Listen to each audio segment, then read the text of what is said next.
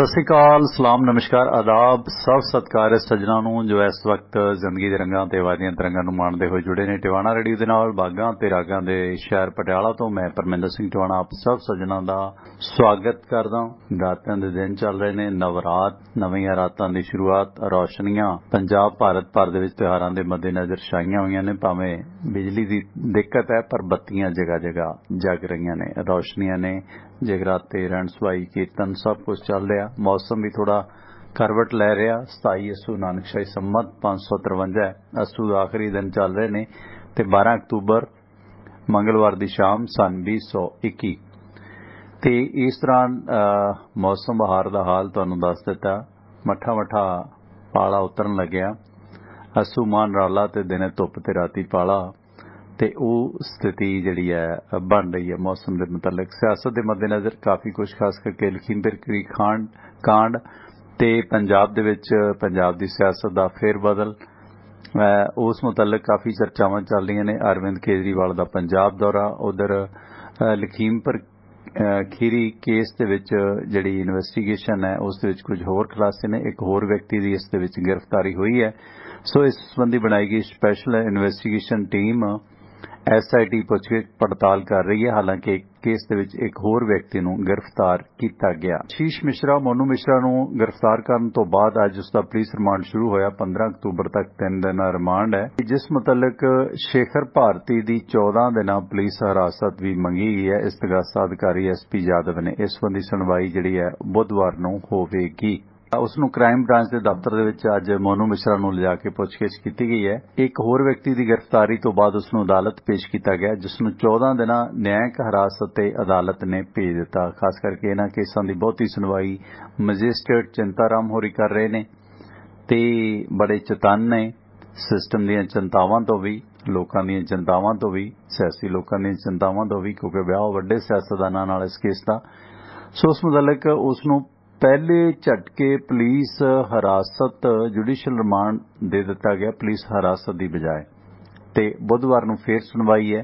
पहला मोनू मिश्रा नूं भी पहले झटके जेल भेजा गया सी, फिर 14 दिन क्वारंटाइन ते उस तो बाद फिर उसकी गिरफ्तारी तो बाद फिर माहौल बनने तो बाद, क्योंकि पहले झटके ये वड्डे घरां दे काके ने कंब जांदे ने जदों इस तरह के हालात वेखदे ने, क्योंकि सोने दे चमचे मूँह च लैके जम्मे पले ने ते जदों वाह पैंदा है इस तरह के वरतारियां दा ते फिर दिक्कतां इतफाकन आउंदियां ने। हालांकि इस नूं लैके यूपी दे विच पूरे भारत दे विच सियासत इस केस ते सरगर्म है। अज इन्हां लखीमपुर खीरी हिंसा मामले दे विच जो जाना गवा चुके 4 किसान सीगे, उन्हां नूं श्रद्धांजलियां भेंट कीतियां गईयां। हालांकि पुलिस ने लोकां नूं समागम दे विच रोकण तो वास्ते नाके भी लगाए ने, जदों कि इस मुतलक पहलां ही स्पष्ट कर चुके सन किसान कि किसी भी सियासी आगू नूं इस शहीदी समागम की स्टेज ते नहीं बहन दिता जावेगा। इस सारे वरतारियां दे दौरान पुलिस के रोकण के बावजूद भी वड्डी तादाद दे विच लोग इस समागमां दे विच शरीक होए, जिस दौरान इस कांड की भेट चढ़े सारे ही व्यक्तियों नूं जिहड़ा श्रद्धांजलियां दित्तियां गईयां। ते दिल्ली सिख गुरुद्वारा मैनेजमेंट कमेटी तिनकुनिया दे विच शहीद किसानां दी यादगार बनाई गई। मनजिंदर सिंह सिरसा ने 13 मैंबरी शहीदी जत्था जो समागम दे शामिल होया सी, उस वालों यह ऐलान किया गया। हालांकि खटार और पूर्णपुर विचाले नाके ला के लोकां नूं रोकिया गया, फिर भी वड्डी तादाद विच सिख भाईचारे दे लोग जां होर लोग इस दे विच जिहड़े ने वो शरीक होए।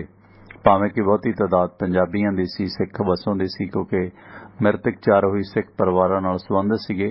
पर इस संबंधी लवप्रीत सिंह ते होर जिहड़े लोग सीगे चारे, उन्हां दी नछत्तर सिंह, इन्हां दीयां जिहड़ियां अज श्रद्धांजलि समागम दे विच वड्डे पद्धर ते इकट्ठ होया। लोकां दा भरवां इकट्ठ सी। हालांकि सियासतदानां नूं वरजिया गया सी, पर फिर भी धार्मिक संस्थावां खास करके दिल्ली सिख गुरुद्वारा कमेटी प्रबंधक कमेटी, श्री अमृतसर गुरुद्वारा प्रबंधक कमेटी, ये लोग शामिल होए ने।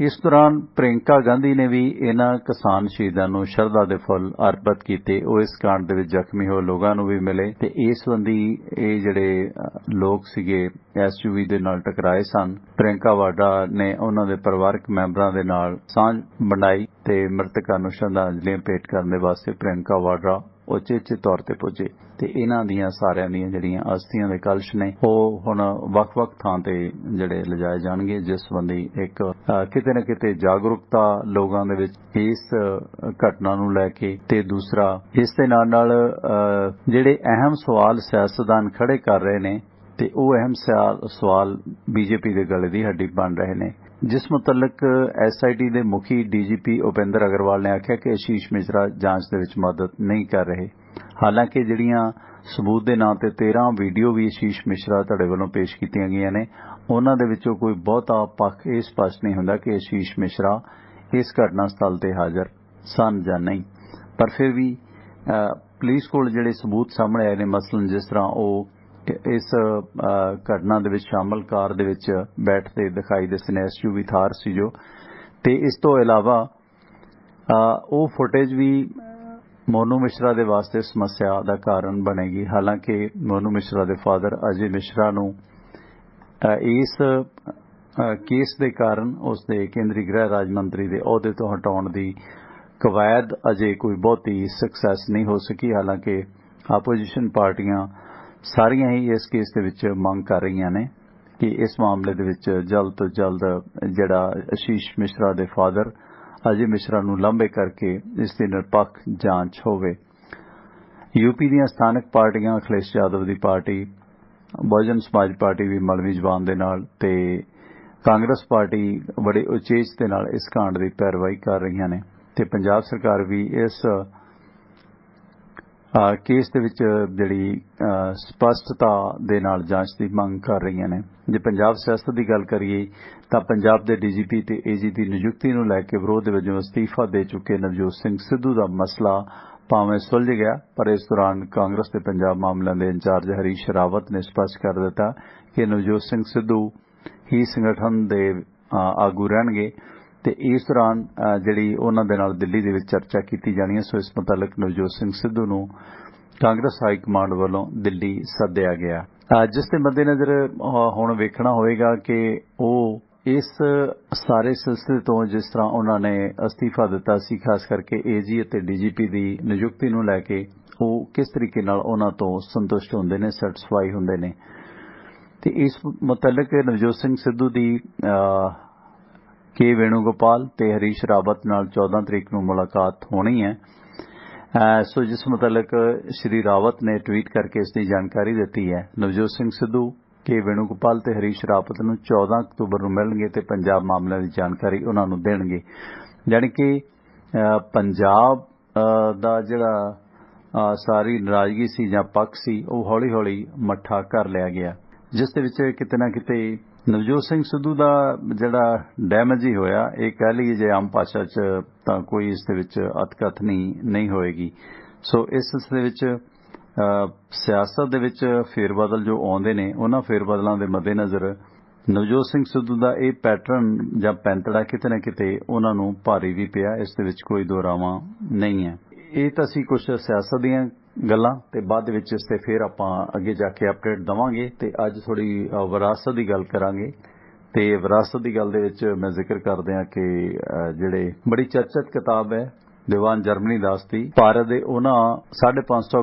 ਦੇ ਕਰੀਬ ਰਿਆਸਤਾਂ ਦੇ ਰਾਜਿਆਂ ਦੀ ਉਸ ਵਕਤ ਦੀ ਜਿਹੜੀ ਰਾਠਾਂ ਵਾਲੀ ਜ਼ਿੰਦਗੀ ਸੀ ਰਾਈਸਾਂ ਵਾਲੀ ਜ਼ਿੰਦਗੀ ਸੀ ਉਸ ਦੇ ਖੁਲਾਸੇ ਕਰਦੀ ਕਿਤਾਬ ਮਹਾਰਾਜਾ ਦੇ ਵਿੱਚੋਂ ਅੱਜ ਸਟੇਟ ਕਪੂਰਥਲਾ जो पंजाब दा पैरिस कहा जाता है उस नाल संबंधित कुछ पक्ष पेश करांगे कि कपूरथला दे महाराजे दे कौन कौन खासम खास लोग सन ते किस तरह की शानो शौकत इस महल दी सी जां कपूरथला स्टेट दी सी इस मुतलक दीवान जर्मनी दास लिखते हैं तो मैं माफ़ी चाहांगा कि इस दौरान जो कोई खास तकनीकी समस्या जां कोई होर होंदे फिर तुसीं कॉल करनी है ते अदरवाइज मैं इस लड़ी नूं लगातार जारी रखांगा ते तुहाडी कॉल मैं नहीं ले सकांगा जे तुहानूं कोई खास किस्म की दिक्कत जां यूट्यूब लिंक टुटदा है जां ऐप्स ते कोई खास दिक्कत है तो तुसीं प्लीज़ कॉल कर लिओ ते नहीं तां आपां इस लड़ी नूं अज पूरा करदे हां ते फिर उस तो बाद सियासत ते गल नाल अपडेट करांगे ते कोशिश रहेगी कि कुछ मेहमानां नाल भी जुड़िया जावे ते मेरे जोड़ीदार एडवोकेट सुरिंदर सिंह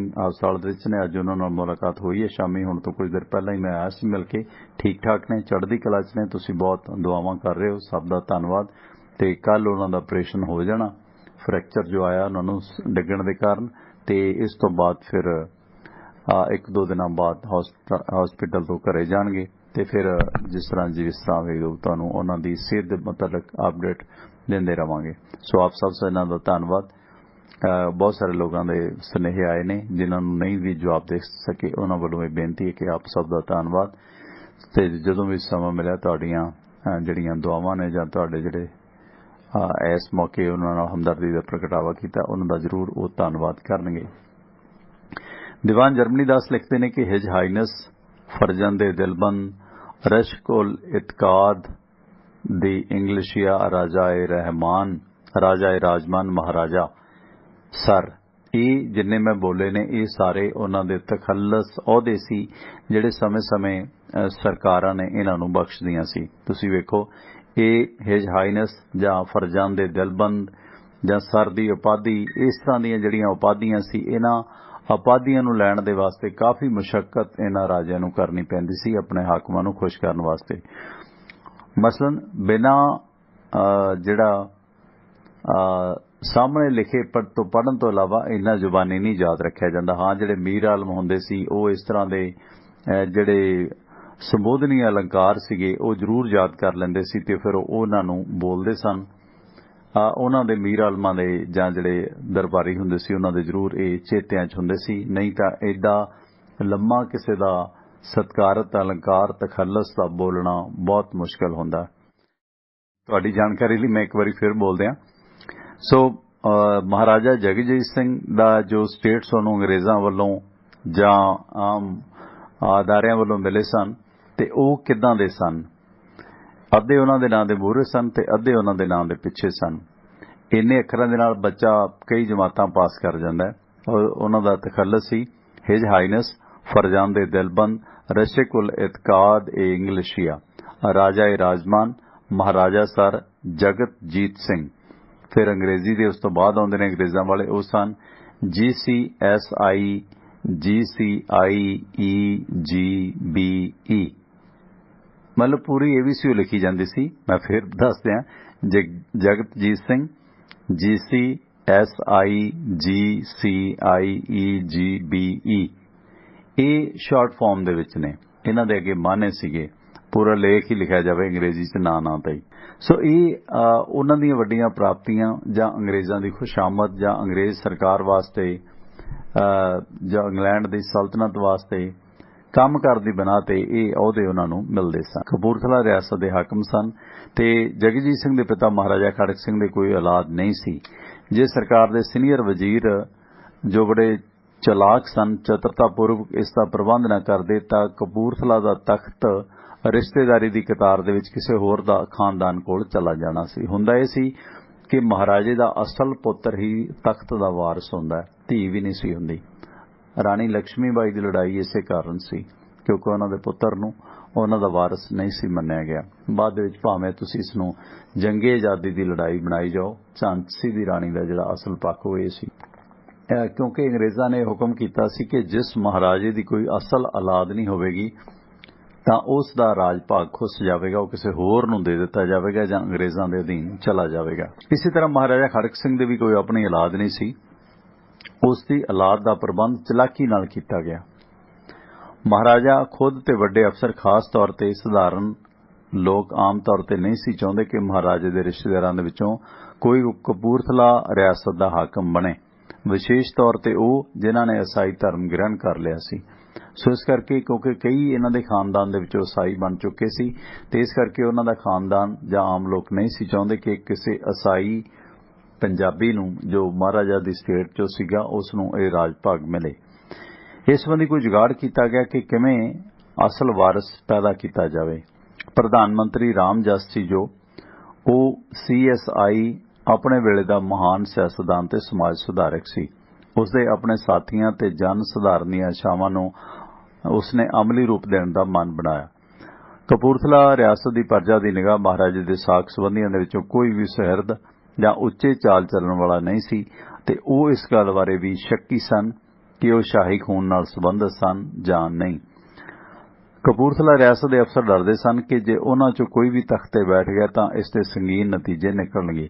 ਇਸ ਤੋਂ ਇਲਾਵਾ ਮਹਾਰਾਜਾ ਨਿਹਾਲ ਸਿੰਘ ਦੀ ਮੌਤ ਤੋਂ ਲੈ ਕੇ खड़क सिंह के पिता महाराजा रणधीर सिंह ते उस दे रिश्तेदारां दे विचकार जो जद्दी दुश्मनी चलदी सी उस दी रोशनी दे विच जे रिश्तेदारी दे विचों कोई भी सत्ता हथिया जांदा है तां रियासत दे वजीर अते अफसरां दे नाल-नाल शाही खानदान दे मैंबरां दा जीवन ते पोजीशन नूं भी सख्त खतरा पैदा हो जाना सी। इसलिए इस गल की सिर तोड़ कोशिश की गई कि इन्हां दे रिश्तेदारां दे विचों कोई भी तख्त ते ना बैठ सके। कई साल गुजर गए पर महाराजा खड़क सिंह के घरे कोई बच्चा पैदा ना होया तां रियासत विच निराशता फैलण लगी कि महाराजे दा वारिस कौन होवेगा, स्टेट दा अगला राजा कौन होवेगा। किसी लड़के नूं तख्त दा वारिस बनाउण दे लई कई गुप्त योजनावां बनाईआं गईआं पर प्रधानमंत्री नूं पेश कीतीआं गईआं पर प्रधानमंत्री राम जस जो कि इसे किताब दे लेखक दीवान जर्मनी दा हस्तिया वडेरा सी उस ने ये सारियां योजनावां नामंजूर कर दित्तियां कि ये अमलयोग नहीं है। दीवान रामजस दा एक वजीर भगत सिंह ने एक योजना बनाई जो आखिर सफल हुई। ये सोचा गया इस योजना के अधीन कि किसी सत्कारयोग परिवार दे विचों एक लड़का लिया के महाराजा खड़क सिंह दी महाराणी दी गोद विच पा दिता जावे ते उसनूं महाराजा खड़क सिंह दी संतान ऐलान दिता जावे। जो शाही डॉक्टर सी राम रखा उसने महाराजे नूं पागल करार दिता सी। हालांकि महाराजा पागल नहीं सी, खड़क सिंह सिर्फ गर्म मिजाज दा मालक सी। उसनूं कपूरथला तो 150 मील दूर कांगड़ा जिले दे विच धर्मशाला दे कोल भागमू नां दे पहाड़ी स्थान ते लिजाया गया सी ते उत्थे इसनूं एक मकान दे विच रखिया गया सी ते डॉक्टरां दी आग्या तो बिना कोई भी महाराजा खड़क सिंह नूं मिल नहीं सी सकदा। इह पाबंदी सी।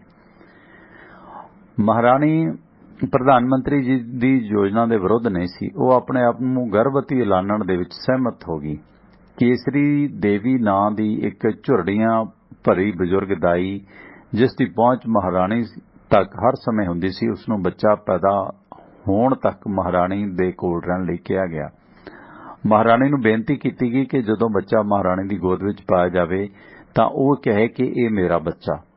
दीवान नूं राजधानी दे विच एक अजिही औरत बारे सूचना दित्ती गई जिसनूं बच्चा होण वाला सी ते लाला हरीचंद दी पत्नी दे एक लड़का पैदा होया सी जिसनूं कि पिछे रियासत दे वित्त मंत्री नियुक्त कर दिता गया ते दीवान दा खिताब दिता गया लाला हरीचंद नूं। ओह दीवान रामजस दा नेड़ला मित्र सी ते कपूरथला दे मुख बाजार दे विच रामजस दे घर दे सामने रहिंदा सी लाला हरीचंद।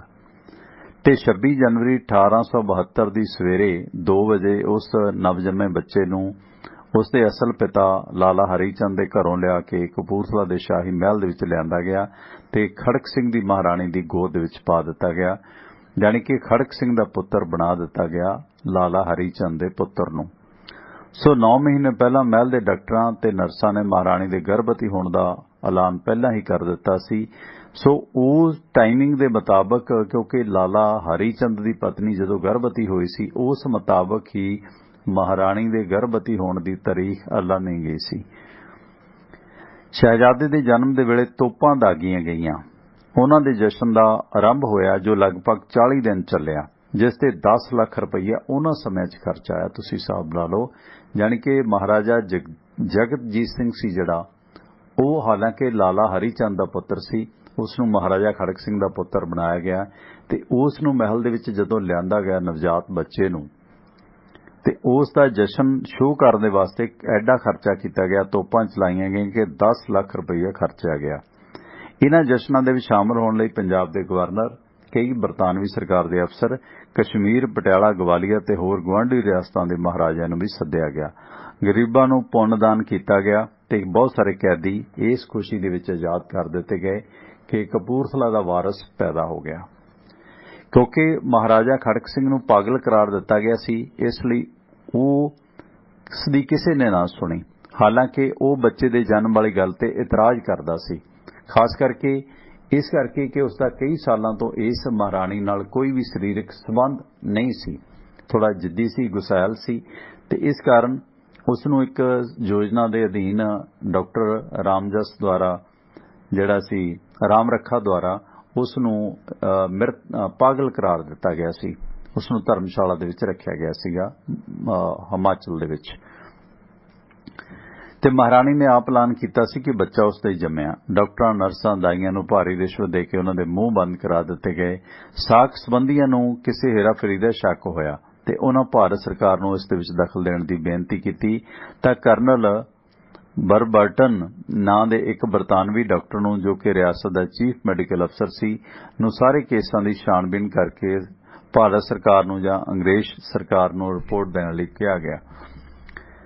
ਕਰਨਲ ਵਰਬਰਟਨ ਨੇ ਇੱਕ ਦੁਭਾਸ਼ਣ ਦੇ ਰਾਹੀਂ ਇੰਟਰਪ੍ਰੇਟਰ ਦੇ ਰਾਹੀਂ ਮਹਾਰਾਣੀ ਤੋਂ ਪੁੱਛ ਪੜਤਾਲ ਕੀਤੀ, ਕਿਉਂਕਿ ਸ਼ਾਹੀ ਰਿਵਾਜ ਦੇ ਅਨੁਸਾਰ ਉਹ ਡਾਕਟਰ ਮਹਾਰਾਣੀ ਨੂੰ ਸਿੱਧਾ ਨਹੀਂ ਸੀ ਮਿਲ ਸਕਦਾ। ਕੇਵਲ ਨੀਤੀ ਵਜੋਂ ਹੀ ਕਰਨਲ ਨੇ ਪ੍ਰਧਾਨ ਮੰਤਰੀ ਦਾ ਸਾਥ ਦੇਣ ਦਾ ਮਨ ਬਣਾ ਲਿਆ ਸੀ। ਉਸ ਦੇ ਵਜ਼ੀਰਾਂ, ਅਫਸਰਾਂ ਤੇ ਉਹਨਾਂ ਲੇਡੀ ਡਾਕਟਰਾਂ, ਨਰਸਾਂ ਆਦਿ ਦੇ ਬਿਆਨ ਕਲਮਬੰਦ ਕੀਤੇ ਜੋ ਲੜਕੇ ਦੇ ਜਨਮ ਵੇਲੇ ਮਹਾਰਾਣੀ ਦੀ ਦੇਖਭਾਲ ਕਰ ਰਹੇ ਸਨ। ਉਹਨਾਂ ਨੇ ਪਰਜਾ ਦੇ ਵਿੱਚੋਂ ਵੀ ਚੁਣੇ ਹੋਏ ਮਰਦਾਂ ਤੇ ਔਰਤਾਂ ਤੋਂ ਪੁੱਛ ਪੜਤਾਲ ਕਰਵਾਈ। ਪੁੱਛ ਪੜਤਾਲ ਤੋਂ ਸਪਸ਼ਟ ਹੋਇਆ ਕਿ ਬੱਚਾ ਕਿਸੇ ਹੋਰ ਪਰਿਵਾਰ ਚੋਂ ਲਿਆ ਕੇ ਤਖਤ ਦਾ ਵਾਰਸ ਬਣਾ ਦਿੱਤਾ ਗਿਆ, ਪਰ ਕਰਨਲ ਨੂੰ ਨਕਦੀ ਦੇ ਰੂਪ ਦੇ ਵਿੱਚ ਭਾਰੀ ਰਿਸ਼ਵਤ ਦਿੱਤੀ ਗਈ ਉਸ ਕਰਨਲ ਡਾਕਟਰ ਨੂੰ, ਤੇ ਉਸਨੇ ਇਹ ਮਾਮਲਾ ਆਖਰ ਦਬਾ ਦਿੱਤਾ। ਕਰਨਲ ਬਰਬਰਟਨ ਨੇ ਆਪਣਾ ਫੈਸਲਾ ਦਿੱਤਾ ਕਿ ਇਹ ਕਪੂਰਥਲਾ ਦੀ ਮਹਾਰਾਣੀ ਹੀ ਇਸ ਬੱਚੇ ਦੀ ਅਸਲੀ ਜਣਨੀ ਹੈ, ਮਾਂ ਹੈ। ਭਾਰਤ ਸਰਕਾਰ ਨੇ ਇਸ ਬੱਚੇ ਨੂੰ ਤਖਤ ਦਾ ਵਾਰਸ ਮੰਨ ਲਿਆ, ਪਰ ਸਾਕ ਸੰਬੰਧੀਆਂ ਨੇ ਰਿਆਸਤ ਦੇ ਐਲਾਨ ਨੂੰ ਨਾਮਨਜ਼ੂਰ ਕੀਤਾ ਤੇ ਨਿੱਜੀ ਤੌਰ ਤੇ ਉਹ ਵਾਇਸਰਾਏ ਹਿੰਦ ਨੂੰ ਮਿਲੇ। ਇਸ ਦੌਰਾਨ ਦੀਵਾਨ ਦੇ ਰਿਸ਼ਤੇਦਾਰਾਂ ਵੱਲੋਂ ਵੀ ਮਹਾਰਾਜੇ ਦੇ ਨਿੱਜੀ ਤੇ ਉਸ ਦੀ ਸਰਕਾਰ ਦੇ ਅੰਦਰੂਨੀ ਮਾਮਲਿਆਂ ਦੇ ਵਿੱਚ ਦਖਲ ਦੇ ਵਿਰੁੱਧ ਪ੍ਰੋਟੈਸਟ ਕਰਨ ਦੇ ਲਈ ਰਿਆਸਤ ਦੇ 1 ਲੱਖ ਦੇ ਕਰੀਬ ਮੁੱਖ ਸ਼ਹਿਰੀਆਂ ਦੇ ਦਸਤਖਤ ਕਰਵਾ ਲਏ ਗਏ ਤੇ ਇਹ ਮੇਜਰਨਾਮਾ ਰਾਹੀਂ ਭਾਰਤ ਸਰਕਾਰ ਨੂੰ ਭੇਜਿਆ ਗਿਆ, ਯਾਨੀ ਕਿ 1 ਲੱਖ ਲੋਕਾਂ ਦੇ ਸਾਈਨ ਕਰਾ ਕੇ ਕਿ ਇਹ ਬੱਚਾ ਨਕਲੀ ਜੰਮਿਆ, ਅਸਲੀ ਨਹੀਂ ਹੈ ਇਹਨਾਂ ਦਾ, ਇਹ ਗੋਦ ਲਿਆ ਗਿਆ।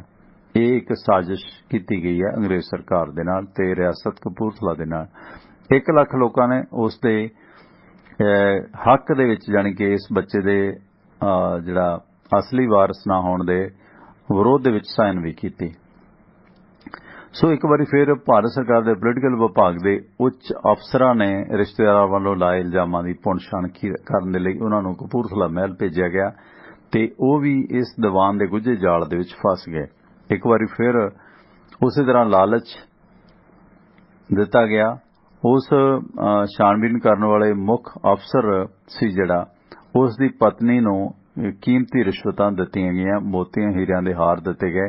ਸੋ ਉਹ ਉਸ ਜਾਂਚ ਅਧਿਕਾਰੀ ਦੀ ਪਤਨੀ ਉਹਨਾਂ ਦੇ ਜਾਲ ਦੇ ਵਿੱਚ ਫਸ ਗਈ ਤੇ ਉਸ ਦੇ ਰਾਹੀਂ ਉਸ ਦੇ ਪਤੀ ਨੂੰ ਮਨਾਇਆ ਗਿਆ। ਇਹ ਹਾਰ ਅਫਗਾਨੀ ਹਮਲਾਵਰ ਅਹਿਮਦ ਸ਼ਾਹ ਅਬਦਾਲੀ ਨੇ 18ਵੀਂ ਸਦੀ ਦੇ ਵਿੱਚ ਕਪੂਰਥਲੇ ਦੇ ਮਹਾਰਾਜੇ ਨੂੰ ਦੋਸਤੀ ਦੀ ਨਿਸ਼ਾਨੀ ਵਜੋਂ ਭੇਂਟ ਕੀਤਾ ਸੀ। ਯਾਨੀ ਅਬਦਾਲੀ ਨੇ ਆਪਣੀ ਦੋਸਤੀ ਦਾ ਹਾਰ ਜੋ ਕਪੂਰਥਲਾ ਰਿਆਸਤ ਨੂੰ ਭੇਂਟ ਕੀਤਾ ਸੀ, ਉਹ ਹਾਰ ਉਸ ਅਫਸਰ ਨੂੰ ਦਿੱਤਾ ਗਿਆ, ਜੋ ਉਸ ਦੀਵਾਨ ਦੀ ਪਤਨੀ ਨੂੰ ਦਿੱਤਾ ਗਿਆ, ਜੋ ਇਸ ਕੇਸ ਦੀ ਦੁਬਾਰਾ ਜਾਂਚ ਕਰਨ ਲਈ ਭਾਰਤ ਸਰਕਾਰ ਵੱਲੋਂ ਨਿਯੁਕਤ ਕੀਤਾ ਗਿਆ ਸੀ। ਮਸਲਨ ਗੱਲ ਜਦੋਂ ਚੱਲਦੀ ਹੈ ਕਿ ਅਬਦਾਲੀ ਦੇ ਦੋਸਤ ਬਾਬਾ ਆਲਾ ਸਿੰਘ ਜਾਂ ਪਟਿਆਲਾ ਸਟੇਟ ਹੀ ਸੀ, ਇਹ ਨਹੀਂ ਸੀ। ਇਹ ਸਾਰੀਆਂ ਸਿੱਖ ਸਟੇਟਾਂ ਤਕਰੀਬਨ ਸਾਂਢ-ਗਾਂਢ ਕਿਤੇ ਨਾ ਕਿਤੇ ਅਬਦਾਲੀ ਜਾਂ ਮੁਗਲ ਹੁਕਮਰਾਨਾਂ ਦੇ ਨਾਲ ਵੀ ਰੱਖਦੀਆਂ ਸਨ। ਇਸੇ ਦੋਸਤੀ ਦੇ ਵਿੱਚ ਇਹ ਅਬਦਾਲੀ ਦਾ ਦਿੱਤਾ ਹਾਰ ਕਪੂਰਥਲਾ ਰਿਆਸਤ ਨੂੰ ਮਿਲਿਆ ਸੀ। ਸੋ ਉਸ ਦੀਵਾਨ ਨੇ ਵੀ ਆਪਣੀ ਪਤਨੀ ਦੇ ਪ੍ਰਭਾਵ ਦੇ ਵਿੱਚ ਆ ਕੇ ਜਾਂ ਰਿਸ਼ਵਤ ਖਾ ਕੇ ਉਸ ਬੱਚੇ ਨੂੰ ਜਾਇਜ਼ ਵਾਰਸ ਹੋਣ ਦੀ ਰਿਪੋਰਟ ਵਾਇਸਰਾਏ ਭਾਰਤ ਨੂੰ ਭੇਜ ਦਿੱਤੀ ਤੇ ਜਿਸ ਤੇ ਵਾਇਸਰਾਏ ਹਿੰਦ ਨੇ ਕਪੂਰਥਲਾ ਰਿਆਸਤ ਦਾ ਹੁਕਮਰਾਨ ਇਸ ਬੱਚੇ ਨੂੰ ਮੰਨ ਲਿਆ। ਜਦੋਂ ਕਿ ਕਪੂਰਥਲਾ ਰਿਆਸਤ ਦੇ ਜਿਹੜੇ ਬਾਕੀ ਰਿਸ਼ਤੇਦਾਰ ਸੀ, ਉਹਨਾਂ ਦੇ ਵਿੱਚ ਬਹੁਤ ਗੁੱਸਾ ਤੇ ਰੰਜ ਸੀ ਤੇ ਉਹਨਾਂ ਵਿੱਚੋਂ ਦੀਵਾਨ ਤੇ ਉਸਦੇ ਪਰਿਵਾਰ ਦੇ ਵਿਰੁੱਧ ਉਹ ਲਗਾਤਾਰ ਦੁਸ਼ਮਣੀ ਕੱਢਦੇ ਗਏ। ਹਾਲਾਤ ਇੰਨੇ ਵਿਗੜ ਗਏ ਕਿ ਰਿਸ਼ਤੇਦਾਰਾਂ ਨੂੰ ਉਹਨਾਂ ਦੀਆਂ ਸਾਜ਼ਿਸ਼ਾਂ ਕਰਕੇ ਰਿਆਸਤ ਚੋਂ ਜਲਾਵਤਨ ਕਰ ਦਿੱਤਾ ਗਿਆ ਤੇ ਉਹਨਾਂ ਨੂੰ ਮਜਬੂਰ ਹੋ ਕੇ ਰਿਆਸਤ ਦੀ ਰਾਜਧਾਨੀ ਤੋਂ ਲਗਭਗ 12 ਮੀਲ ਦੂਰ ਜਲੰਧਰ ਦੇ ਵਿੱਚ ਰਹਿਣਾ ਪਿਆ। ਭਾਰਤ ਸਰਕਾਰ ਨੇ ਉਹਨਾਂ ਲਈ ਭਾਰੀ ਭੱਤੇ ਤੇ ਰਾਜੇ ਦਾ ਖਿਤਾਬ ਉਹਨਾਂ ਨੂੰ ਦਿੱਤਾ ਤੇ ਉਹਨਾਂ ਨੇ ਬਰਤਾਨਵੀ ਸਰਕਾਰ ਅਤੇ ਭਾਰਤ ਦੇ ਨਾਈਟ ਕਮਾਂਡਰ ਦੇ ਲਕਬ ਵੀ ਪ੍ਰਾਪਤ ਕੀਤੇ। ਪਰਿਵਾਰ ਦੀ ਇੱਕ ਸ਼ਾਖ ਜਿਸ ਨੇ ਵਿਸ਼ੇਸ਼ ਤੌਰ ਤੇ ਇਹ ਗੜਬੜ ਕੀਤੀ ਸੀ ਇਸ ਬੱਚੇ ਨੂੰ ਲੈ ਕੇ, ਉਹਨਾਂ ਨੂੰ ਉਹ ਸੀ ਕੰਵਰ ਹਰਨਾਮ ਸਿੰਘ, ਜਿਸ ਦਾ ਕਿ ਭਾਰਤ ਦੀ ਬਰਤਾਨਵੀ ਸਰਕਾਰ ਨੇ ਕਈ ਢੰਗਾਂ ਨਾਲ ਸਨਮਾਨ ਕੀਤਾ ਤੇ ਉਸ ਨੂੰ ਨਾਈਟ ਦਾ ਅਹੁਦਾ ਹਰਨਾਮ ਸਿੰਘ ਨੂੰ ਦਿੱਤਾ ਗਿਆ ਤੇ ਰਾਜੇ ਦਾ ਖਿਤਾਬ ਵੀ ਦਿੱਤਾ ਗਿਆ। ਮਸਲਨ ਤੁਸੀਂ ਸਾਜ਼ਿਸ਼ ਵੇਖੋ ਕਿ ਜੇ ਇਹਨਾਂ ਰਿਆਸਤਾਂ ਦੇ ਵਿੱਚ ਆਪਸੀ ਤੌਰ ਤੇ ਫੁੱਟ ਪੈਂਦੀ ਸੀ ਤਾਂ ਅੰਗਰੇਜ਼ ਉਹਨਾਂ ਫੁੱਟ ਪਾਉਣ ਵਾਲਿਆਂ ਨੂੰ ਵੀ ਆਪਣੇ ਨਾਲ ਲਾ ਲੈਂਦੇ ਸੀ, ਉਹਨਾਂ ਨੂੰ ਅਹੁਦੇ ਦੇ ਦਿੰਦੇ, ਰਾਜੇ ਦਾ ਅਹੁਦਾ ਦੇ ਦਿੰਦੇ, ਤਾਂ ਜੋ ਸਟੇਟ ਦੇ ਵਿੱਚ ਅਰਾਜਕਤਾ ਨਾ ਰਵੇ। ਜਾਣੀ ਕਿ ਸਥਾਨਕ ਲੋਕਾਂ ਨੂੰ, ਪਬਲਿਕ ਨੂੰ ਕਾਬੂ ਕਰਨ ਵਾਸਤੇ ਇਹਨਾਂ ਮਹਾਰਾਜਿਆਂ ਨੂੰ ਆਪਸ ਦੇ ਵਿੱਚ ਬੁਰਕੀਆਂ ਪਾ ਕੇ ਵੰਡ ਦਿੰਦੇ, ਕਿਉਂਕਿ ਜੇ ਸਲਤਨਤ ਖਤਮ ਹੁੰਦੀ ਤੇ ਆਮ ਲੋਕ ਬਾਗੀ ਹੁੰਦੇ ਨੇ, ਉਹ ਆਪਣਾ ਰਾਜ ਚਾਹੁੰਦੇ ਜਾਂ ਕਿਸੇ ਹੋਰ ਨੂੰ ਰਾਜਾ ਬਣਾਉਂਦੇ। ਸੋ ਇਸ ਤਰ੍ਹਾਂ ਦੀਆਂ ਚਾਲਾਂ ਵੀ ਅੰਗਰੇਜ਼ ਸਰਕਾਰ ਚੱਲਦੀ ਰਹੀ। ਖੈਰ, ਮਹਾਰਾਜਾ ਖੜਕ ਸਿੰਘ ਦੀ ਫਿਰ ਭੇਦ ਭਰੇ ਹਾਲਾਤ ਵਿੱਚ ਮੌਤ ਤੋਂ ਮਗਰੋਂ ਇਸ ਬੱਚੇ ਜਗਤਜੀਤ ਸਿੰਘ ਨੂੰ, ਜੋ ਕੇਵਲ 5 ਸਾਲ ਦਾ ਸੀ, ਇਸ ਨੂੰ ਰਿਆਸਤ ਕਪੂਰਥਲਾ ਦਾ ਮਹਾਰਾਜਾ ਬਣਾ ਦਿੱਤਾ ਗਿਆ।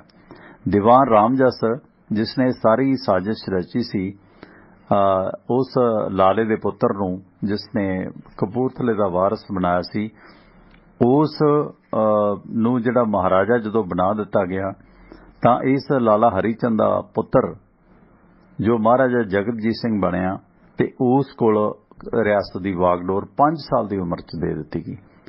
ਅਸਲ ਦੇ ਵਿੱਚ ਕੰਮ ਤਾਂ ਸਾਰਾ ਪ੍ਰਧਾਨ ਮੰਤਰੀ ਨੇ ਕਰਨਾ, ਜਾਂ ਉਸ ਦੀ ਮਾਂ ਸੀ ਜਿਹੜੀ ਮਹਾਰਾਣੀ, ਉਹਨੇ ਕਰਨਾ, ਕਿਉਂਕਿ ਉਹ ਮਹਾਰਾਣੀ ਵੀ ਪਤੀ ਹੈ ਨਹੀਂ ਸੀ, ਉਹ ਵੀ ਫਿਰ ਇਹਨਾਂ ਪ੍ਰਧਾਨ ਮੰਤਰੀਆਂ ਤੇ ਹੀ ਨਿਰਭਰ ਸੀ, ਆਪਸੀ ਤੌਰ ਤੇ ਜਿਹੜਾ ਰਿਸ਼ਤੇ ਹੁੰਦੇ ਨੇ।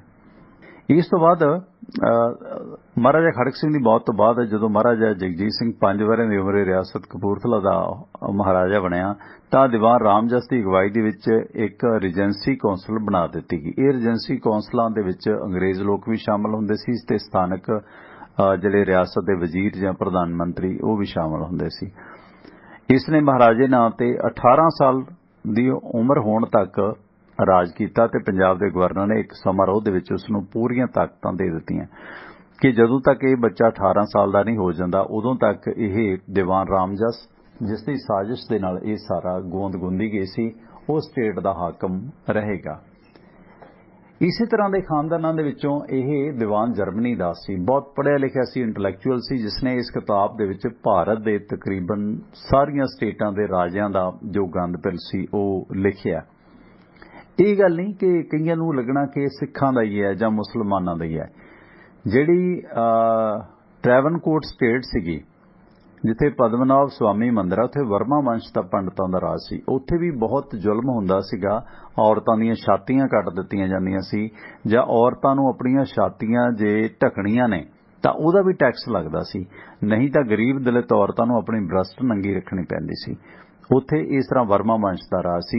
ਉਹਨਾਂ ਦੇ ਖਿਲਾਫ ਵੀ ਬਹੁਤ ਨਿੱਠ ਕੇ ਜਰਮਨੀ ਦਾਸ ਨੇ ਲਿਖਿਆ, ਕਿਉਂਕਿ ਜਦੋਂ ਇਸ ਤਰ੍ਹਾਂ ਦੀ ਅਸੀਂ ਕਿਤਾਬਾਂ ਪੜ੍ਹਦੇ ਹਾਂ ਨਾ, ਇੱਕ ਚੈਪਟਰ ਪੜ੍ਹ ਲਿਆ ਜਾਂ ਆਹ ਸੁਣ ਲਿਆ, ਫਿਰ ਲੋਕਾਂ ਨੂੰ ਲੱਗਦਾ ਕਿ ਯਾਰ ਇਹ ਤਾਂ ਹਿੰਦੂ ਹੈ, ਇਹਨੇ ਤਾਂ ਸਿੱਖਾਂ ਦੇ ਖਿਲਾਫ ਲਿਖਿਆ। ਨਹੀਂ, ਇਹ ਗੱਲ ਨਹੀਂ ਹੁੰਦੀ, ਕਿਉਂਕਿ ਸਾਡੇ ਉਦੋਂ ਮਜ਼ਹਬ ਦਾ ਜਾਲਾ ਨਾ ਸਾਡੇ ਦਿਮਾਗ ਤੇ ਚੜ੍ਹ ਜਾਂਦਾ। ਸੋ ਮੈਂ ਇਹ ਗੱਲ ਤਾਂ ਦੱਸੀ ਕਿ ਇਸ ਨੇ ਹਿੰਦੂ, ਖਾਸ ਕਰਕੇ ਜੋ ਵਰਮਾ ਵੰਸ਼ ਸੀਗਾ ਜਾਂ ਹਿੰਦੂ ਵੰਸ਼ ਸੀਗਾ, ਉਹਨਾਂ ਵੰਸ਼ਾਂ ਦੇ ਜੋ ਰਾਜ ਭਾਗ ਦੇ ਵਿੱਚ, ਜਿਵੇਂ ਟ੍ਰੈਵਨਕੋਟ ਸਟੇਟ ਸੀ, ਬੜੀ ਅਮੀਰ ਸਟੇਟ ਹੈ, ਅੱਜ ਵੀ ਇੰਡੀਆ ਦਾ ਅਮੀਰ ਮੰਦਿਰ ਹੈ ਸਭ ਤੋਂ ਟ੍ਰੈਵਨਕੋਟ, ਹੈ ਨਾ, ਪਦਮਨਾਭ ਸਵਾਮੀ ਮੰਦਿਰ, ਜਿੱਥੇ ਕਿੰਨੇ ਚੈਂਬਰ ਅਜੇ ਤੱਕ ਨਹੀਂ ਖੁੱਲੇ। ਉਸ ਵਕਤ ਜਿਹੜੀ ਗਰੀਬ ਪ੍ਰਜਾ ਸੀ, ਗਰੀਬ ਲੋਕ ਸੀਗੇ ਜਿਹੜੇ, ਉਹਨਾਂ ਤੋਂ ਜਿਸ ਤਰ੍ਹਾਂ ਦਾਨ ਪੁੰਨ ਦੀ ਰਾਸ਼ੀ ਜੋ ਵੀ ਇਕੱਠੀ ਹੁੰਦੀ ਸੀ, ਉਹ ਅਜੇ ਤੱਕ ਖਜ਼ਾਨੇ 'ਚ ਪਿਆ। ਡਾਕਟਰ ਮਨਮੋਹਨ ਸਿੰਘ ਸਰਕਾਰ ਦੇ ਵਕਤ ਇੱਕ ਵਾਰੀ ਕੋਸ਼ਿਸ਼ ਹੋਈ ਸੀ ਕਿ ਚੈਂਬਰ ਖੋਲ੍ਹੇ ਜਾਣ, ਉੱਥੇ ਫਿਰ ਅੰਧ ਵਿਸ਼ਵਾਸ ਇੰਨਾ ਕਿ ਨਹੀਂ ਜੀ ਇੱਥੇ ਸੱਪ ਬਹੁਤ ਨੇ, ਜੇ ਖਜ਼ਾਨੇ ਨੂੰ ਤੁਸੀਂ ਚੈੱਕ ਕੀਤਾ ਇੰਡੀਆ 'ਚ ਭੁਚਾਲ ਆ ਜੂ, ਪਰਲੋਂ ਆ ਜੂ, ਬਲਾ ਬਲਾ, ਇੱਦਾਂ ਡਰਾਇਆ ਜਾਂਦਾ। ਮਤਲਬ ਡਰਾਮਾ ਬਹੁਤ ਕੀਤਾ ਜਾਂਦਾ। ਮਤਲਬ ਡਰਾਮਾ ਇੰਨਾ, ਜਦੋਂ ਇਹ ਸਾਰੀਆਂ ਸਟੇਟਾਂ, ਈਵਨ ਟ੍ਰੈਵਨਕੋਟ ਸਟੇਟ ਨੇ ਭਾਰਤ ਦੇ ਵਿੱਚ ਸ਼ਾਮਲ ਹੋਣੋਂ ਇਨਕਾਰ ਕਰ ਦਿੱਤਾ ਸੀ ਕਿ ਅਸੀਂ ਤਾਂ ਆਪਣਾ ਅਲੱਗ ਮੁਲਕ ਚਲਾਵਾਂਗੇ।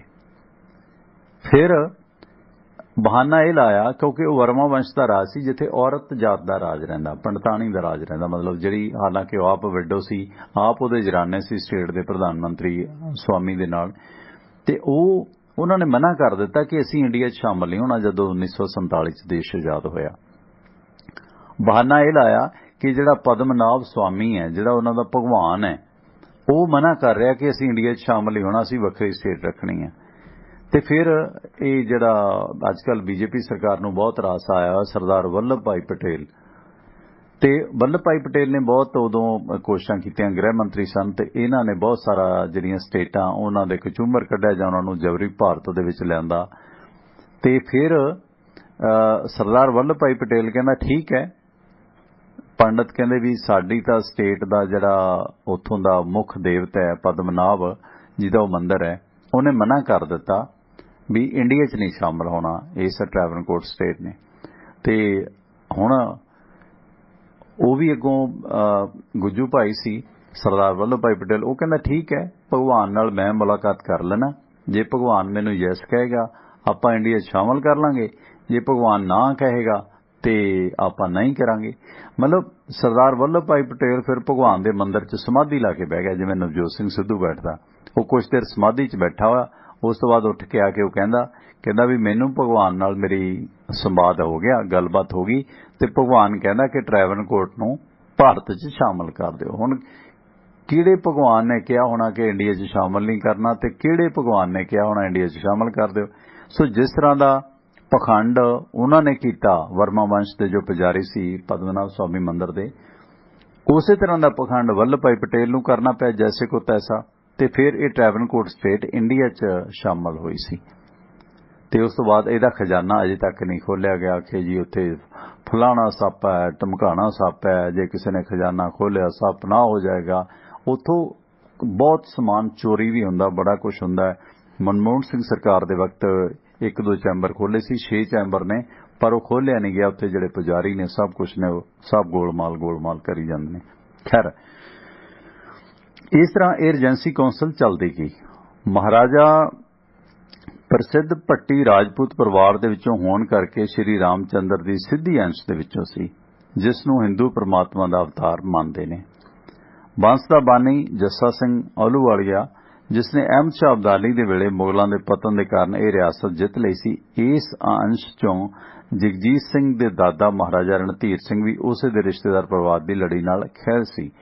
ਜਿਸ ਤੋਂ ਬਾਅਦ ਵਾਇਸਰਾਏ ਕੋਲ ਮਹਾਰਾਜਾ ਜਗਜੀਤ ਸਿੰਘ ਨੂੰ ਮਹਾਰਾਜਾ ਖੜਕ ਸਿੰਘ ਦਾ ਵਾਰਸ ਕਰਾਰ ਦਿੱਤੇ ਜਾਣ ਦੇ ਵਿਰੁੱਧ ਅਪੀਲ ਕੀਤੀ ਗਈ।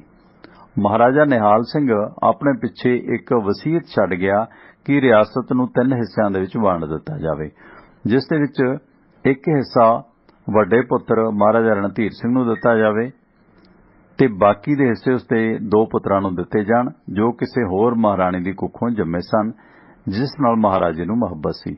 ਮਹਾਰਾਜਾ ਰਣਧੀਰ ਸਿੰਘ ਨੇ ਇਹ ਕਹਿ ਕੇ ਇਸ ਵਸੀਅਤ ਨੂੰ ਮੰਨਣੋਂ ਇਨਕਾਰ ਕਰ ਦਿੱਤਾ ਸੀ ਕਿ ਮਹਾਰਾਣੀ ਦੇ ਪ੍ਰਭਾਵ ਦੇ ਹਟਾ ਕੇ ਵਸੀਅਤ ਲਿਖੀ ਗਈ, ਇਸ ਦਾ ਕੋਈ ਮਹੱਤਵ ਨਹੀਂ ਹੈ।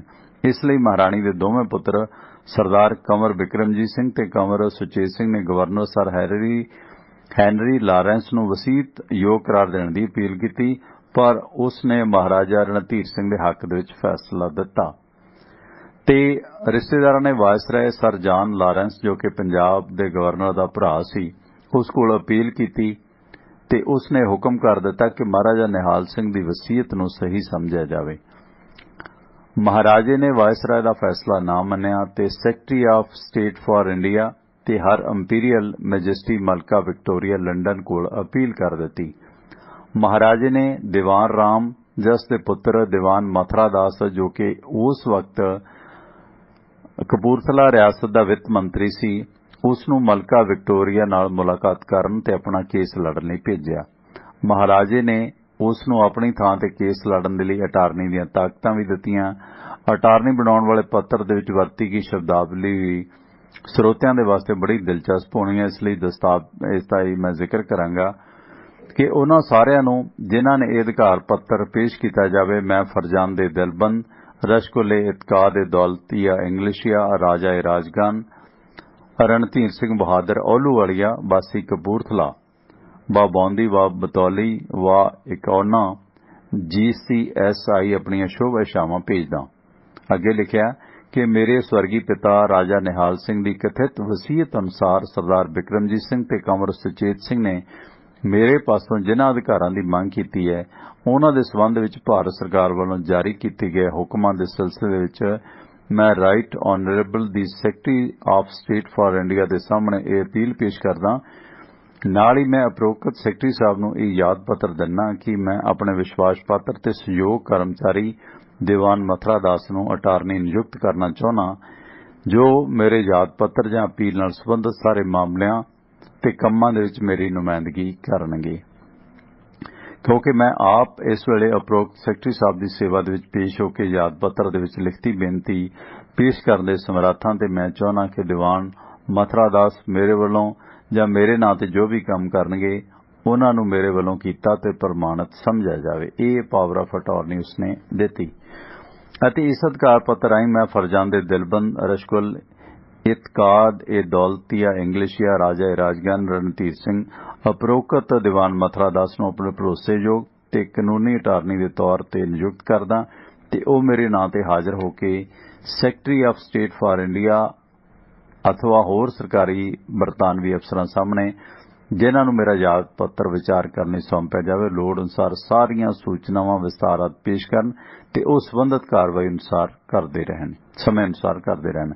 उपरोक्त मुख्तार मेरी थां ते करके ते होर याद पत्र राहीं दित्तियां गईयां अर्जियां जां याद पत्र राहीं कीतियां गईयां सारियां बेनतियां ते कार्रवाई करनगे।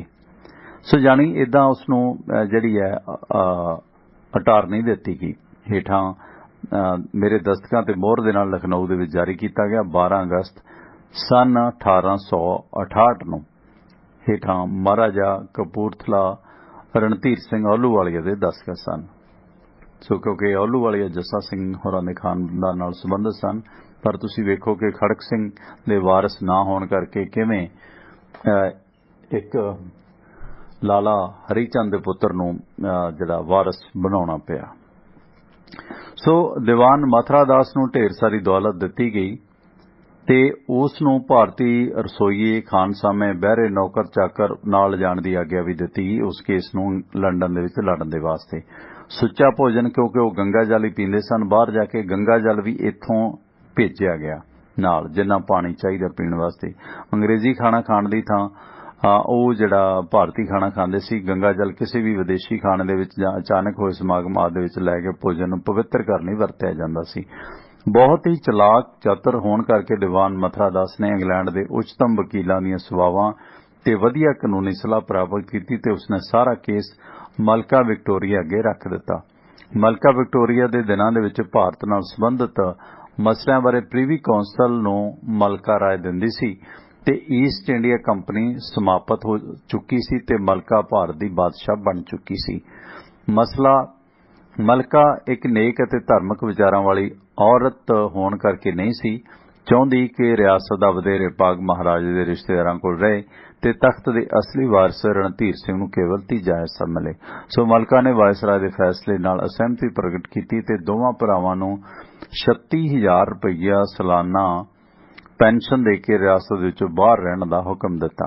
ਭਾਵ ਕਿ ਉਹ ਰਿਆਸਤ ਤੋਂ ਬਾਹਰ ਜਲੰਧਰ ਦੇ ਵਿੱਚ ਰਹੇ ਪਰ ਪਰਿਵਾਰਕ ਦੁਸ਼ਮਣੀ ਜਾਰੀ ਰਹੀ ਤੇ ਮਹਾਰਾਜੇ ਦੀ ਕਾਮਯਾਬੀ ਦੇ ਬਾਵਜੂਦ ਉਹਨਾਂ ਨੇ ਸਾਜ਼ਿਸ਼ਾਂ ਜਾਰੀ ਰੱਖੀਆਂ ਇੱਥੋਂ ਤੱਕ ਕਿ ਉਹ ਪੰਜਾਬ ਦੇ ਗਵਰਨਰ ਸਰ ਹੈਨਰੀ ਲਾਰੈਂਸ ਦੇ ਸਾਹਮਣੇ ਮਹਾਰਾਣੀ ਤੋਂ ਇਹ ਬਿਆਨ ਦਿਵਾਉਣ ਦੇ ਵਿੱਚ ਵੀ ਸਫਲ ਹੋ ਗਏ ਕਿ ਇਹ ਲੜਕਾ ਜਗਜੀਤ ਸਿੰਘ ਦੀ ਕੁੱਖੋਂ ਨਹੀਂ ਪੈਦਾ ਹੋਇਆ ਤੇ ਹੁਣ ਸਮਾਂ ਬੀਤ ਗਿਆ ਸੀ। ਮਸਲਨ ਉਸ ਇਹ ਜਿਹੜੇ ਇਹਦੇ ਵਾਰਿਸ ਸੀਗੇ ਉਹਨਾਂ ਨੇ ਉਸ ਮਹਾਰਾਣੀ ਨੂੰ ਵੀ ਜਿਹਦੇ ਇਹ ਜਗਜੀਤ ਸਿੰਘ ਪੈਦਾ ਹੋਇਆ ਸੀ ਉਹਦਾ ਵੀ ਬਿਆਨ ਦੇ ਦਿੱਤਾ ਮਹਾਰਾਣੀ ਦਾ ਕਿ ਭਾਈ ਮੇਰਾ ਬੱਚਾ ਨਹੀਂ ਹੈ। ਪਰ ਹੁਣ ਸਮਾਂ ਬੀਤ ਚੁੱਕਾ ਸੀ।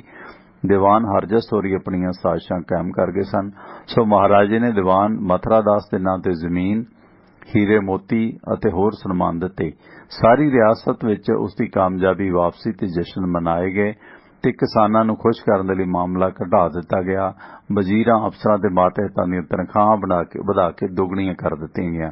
ਕੈਦੀ ਆਜ਼ਾਦ ਕੀਤੇ ਗਏ। ਮੰਦਰਾਂ ਚਰਚਾਂ ਮਸਜਿਦਾਂ ਗੁਰੂ ਘਰਾਂ ਦੇ ਵਿੱਚ ਸ਼ੁਕਰਾਨਿਆਂ ਦੀਆਂ ਪ੍ਰਾਰਥਨਾਵਾਂ ਕੀਤੀਆਂ ਗਈਆਂ।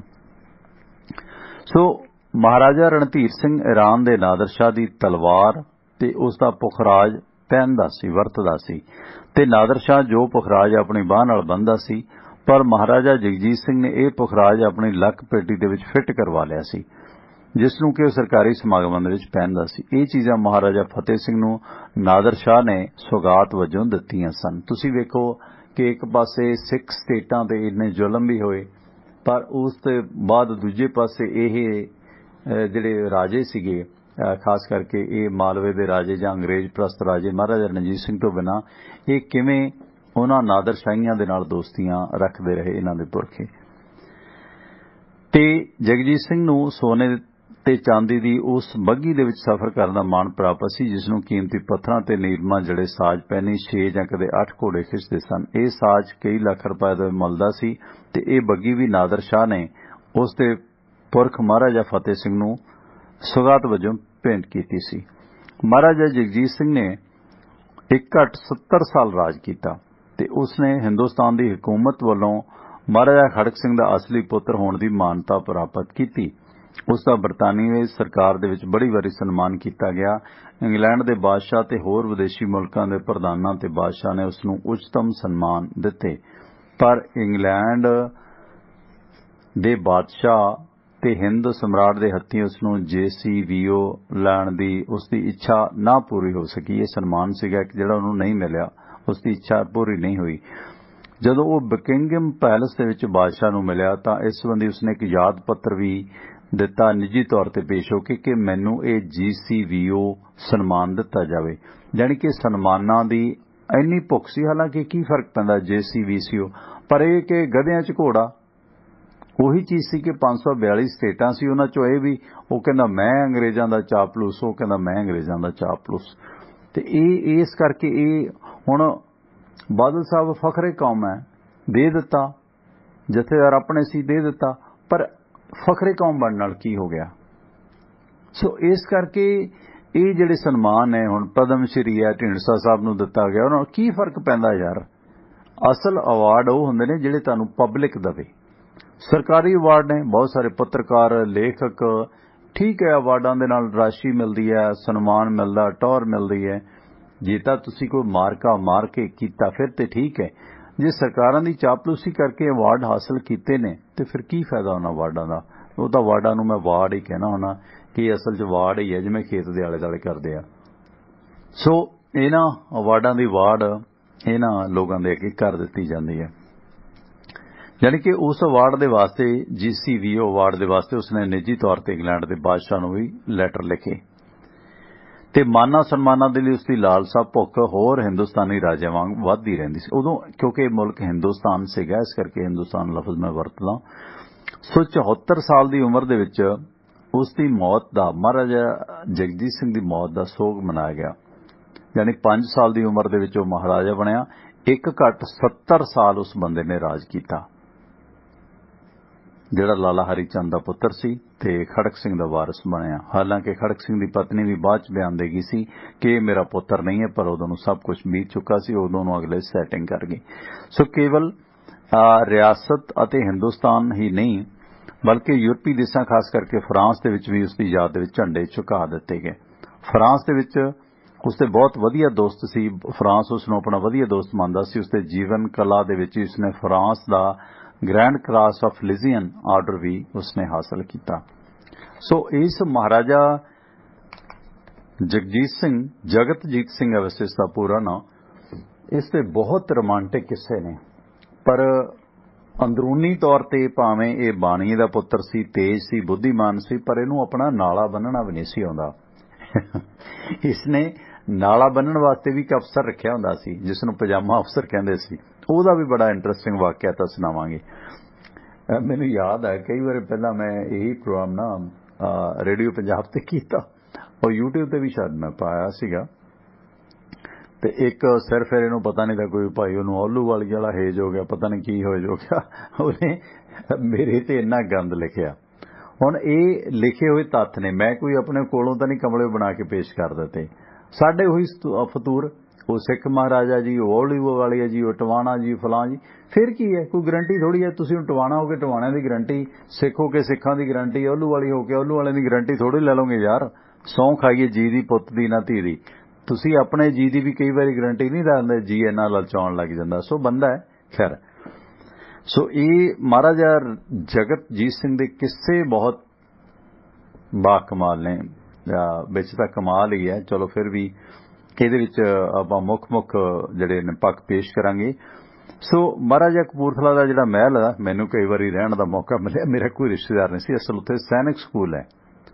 ਉਹ ਵਿਦੇਸ਼ ਦੇ ਇੱਕ ਮਹਿਲ ਦੀ ਤਰਜ਼ ਤੇ ਬਣਿਆ ਹੋਇਆ। ਬਾਦਲ ਸਾਹਿਬ ਉਹਨੂੰ ਹੋਟਲ ਵੀ ਬਣਾਉਣਾ ਚਾਹੁੰਦੇ ਸਨ, ਪਰ ਉਹ ਨਹੀਂ ਬਣ ਸਕੀ। ਉਹ ਅਸਲ ਦੇ ਵਿੱਚ ਉਹ ਸਕੂਲ ਦੇ ਮੁਤਾਬਕ ਵੀ ਨਹੀਂ ਹੈ, ਜਿਸ ਤਰ੍ਹਾਂ ਉੱਥੇ ਕਮਰੇ ਨੇ। ਮੈਂ ਤਾਂ ਉੱਥੇ ਮੇਰੇ, ਕਿਉਂਕਿ ਸਾਧੂ ਸਾਹਿਬ ਉੱਥੇ ਅਧਿਆਪਕ ਸਨ, ਜਾਂਦਾ ਰਿਹਾ। ਬਹੁਤ ਸ਼ਾਨਦਾਰ ਹੈ ਤੇ ਸੈਰ ਕਰਨ ਦਾ ਵੱਖਰਾ ਮਜ਼ਾ। ਪੂਲ ਹੈ, ਮਹਿਲ ਬਹੁਤ ਬਾਕਮਾਲ ਹੈ।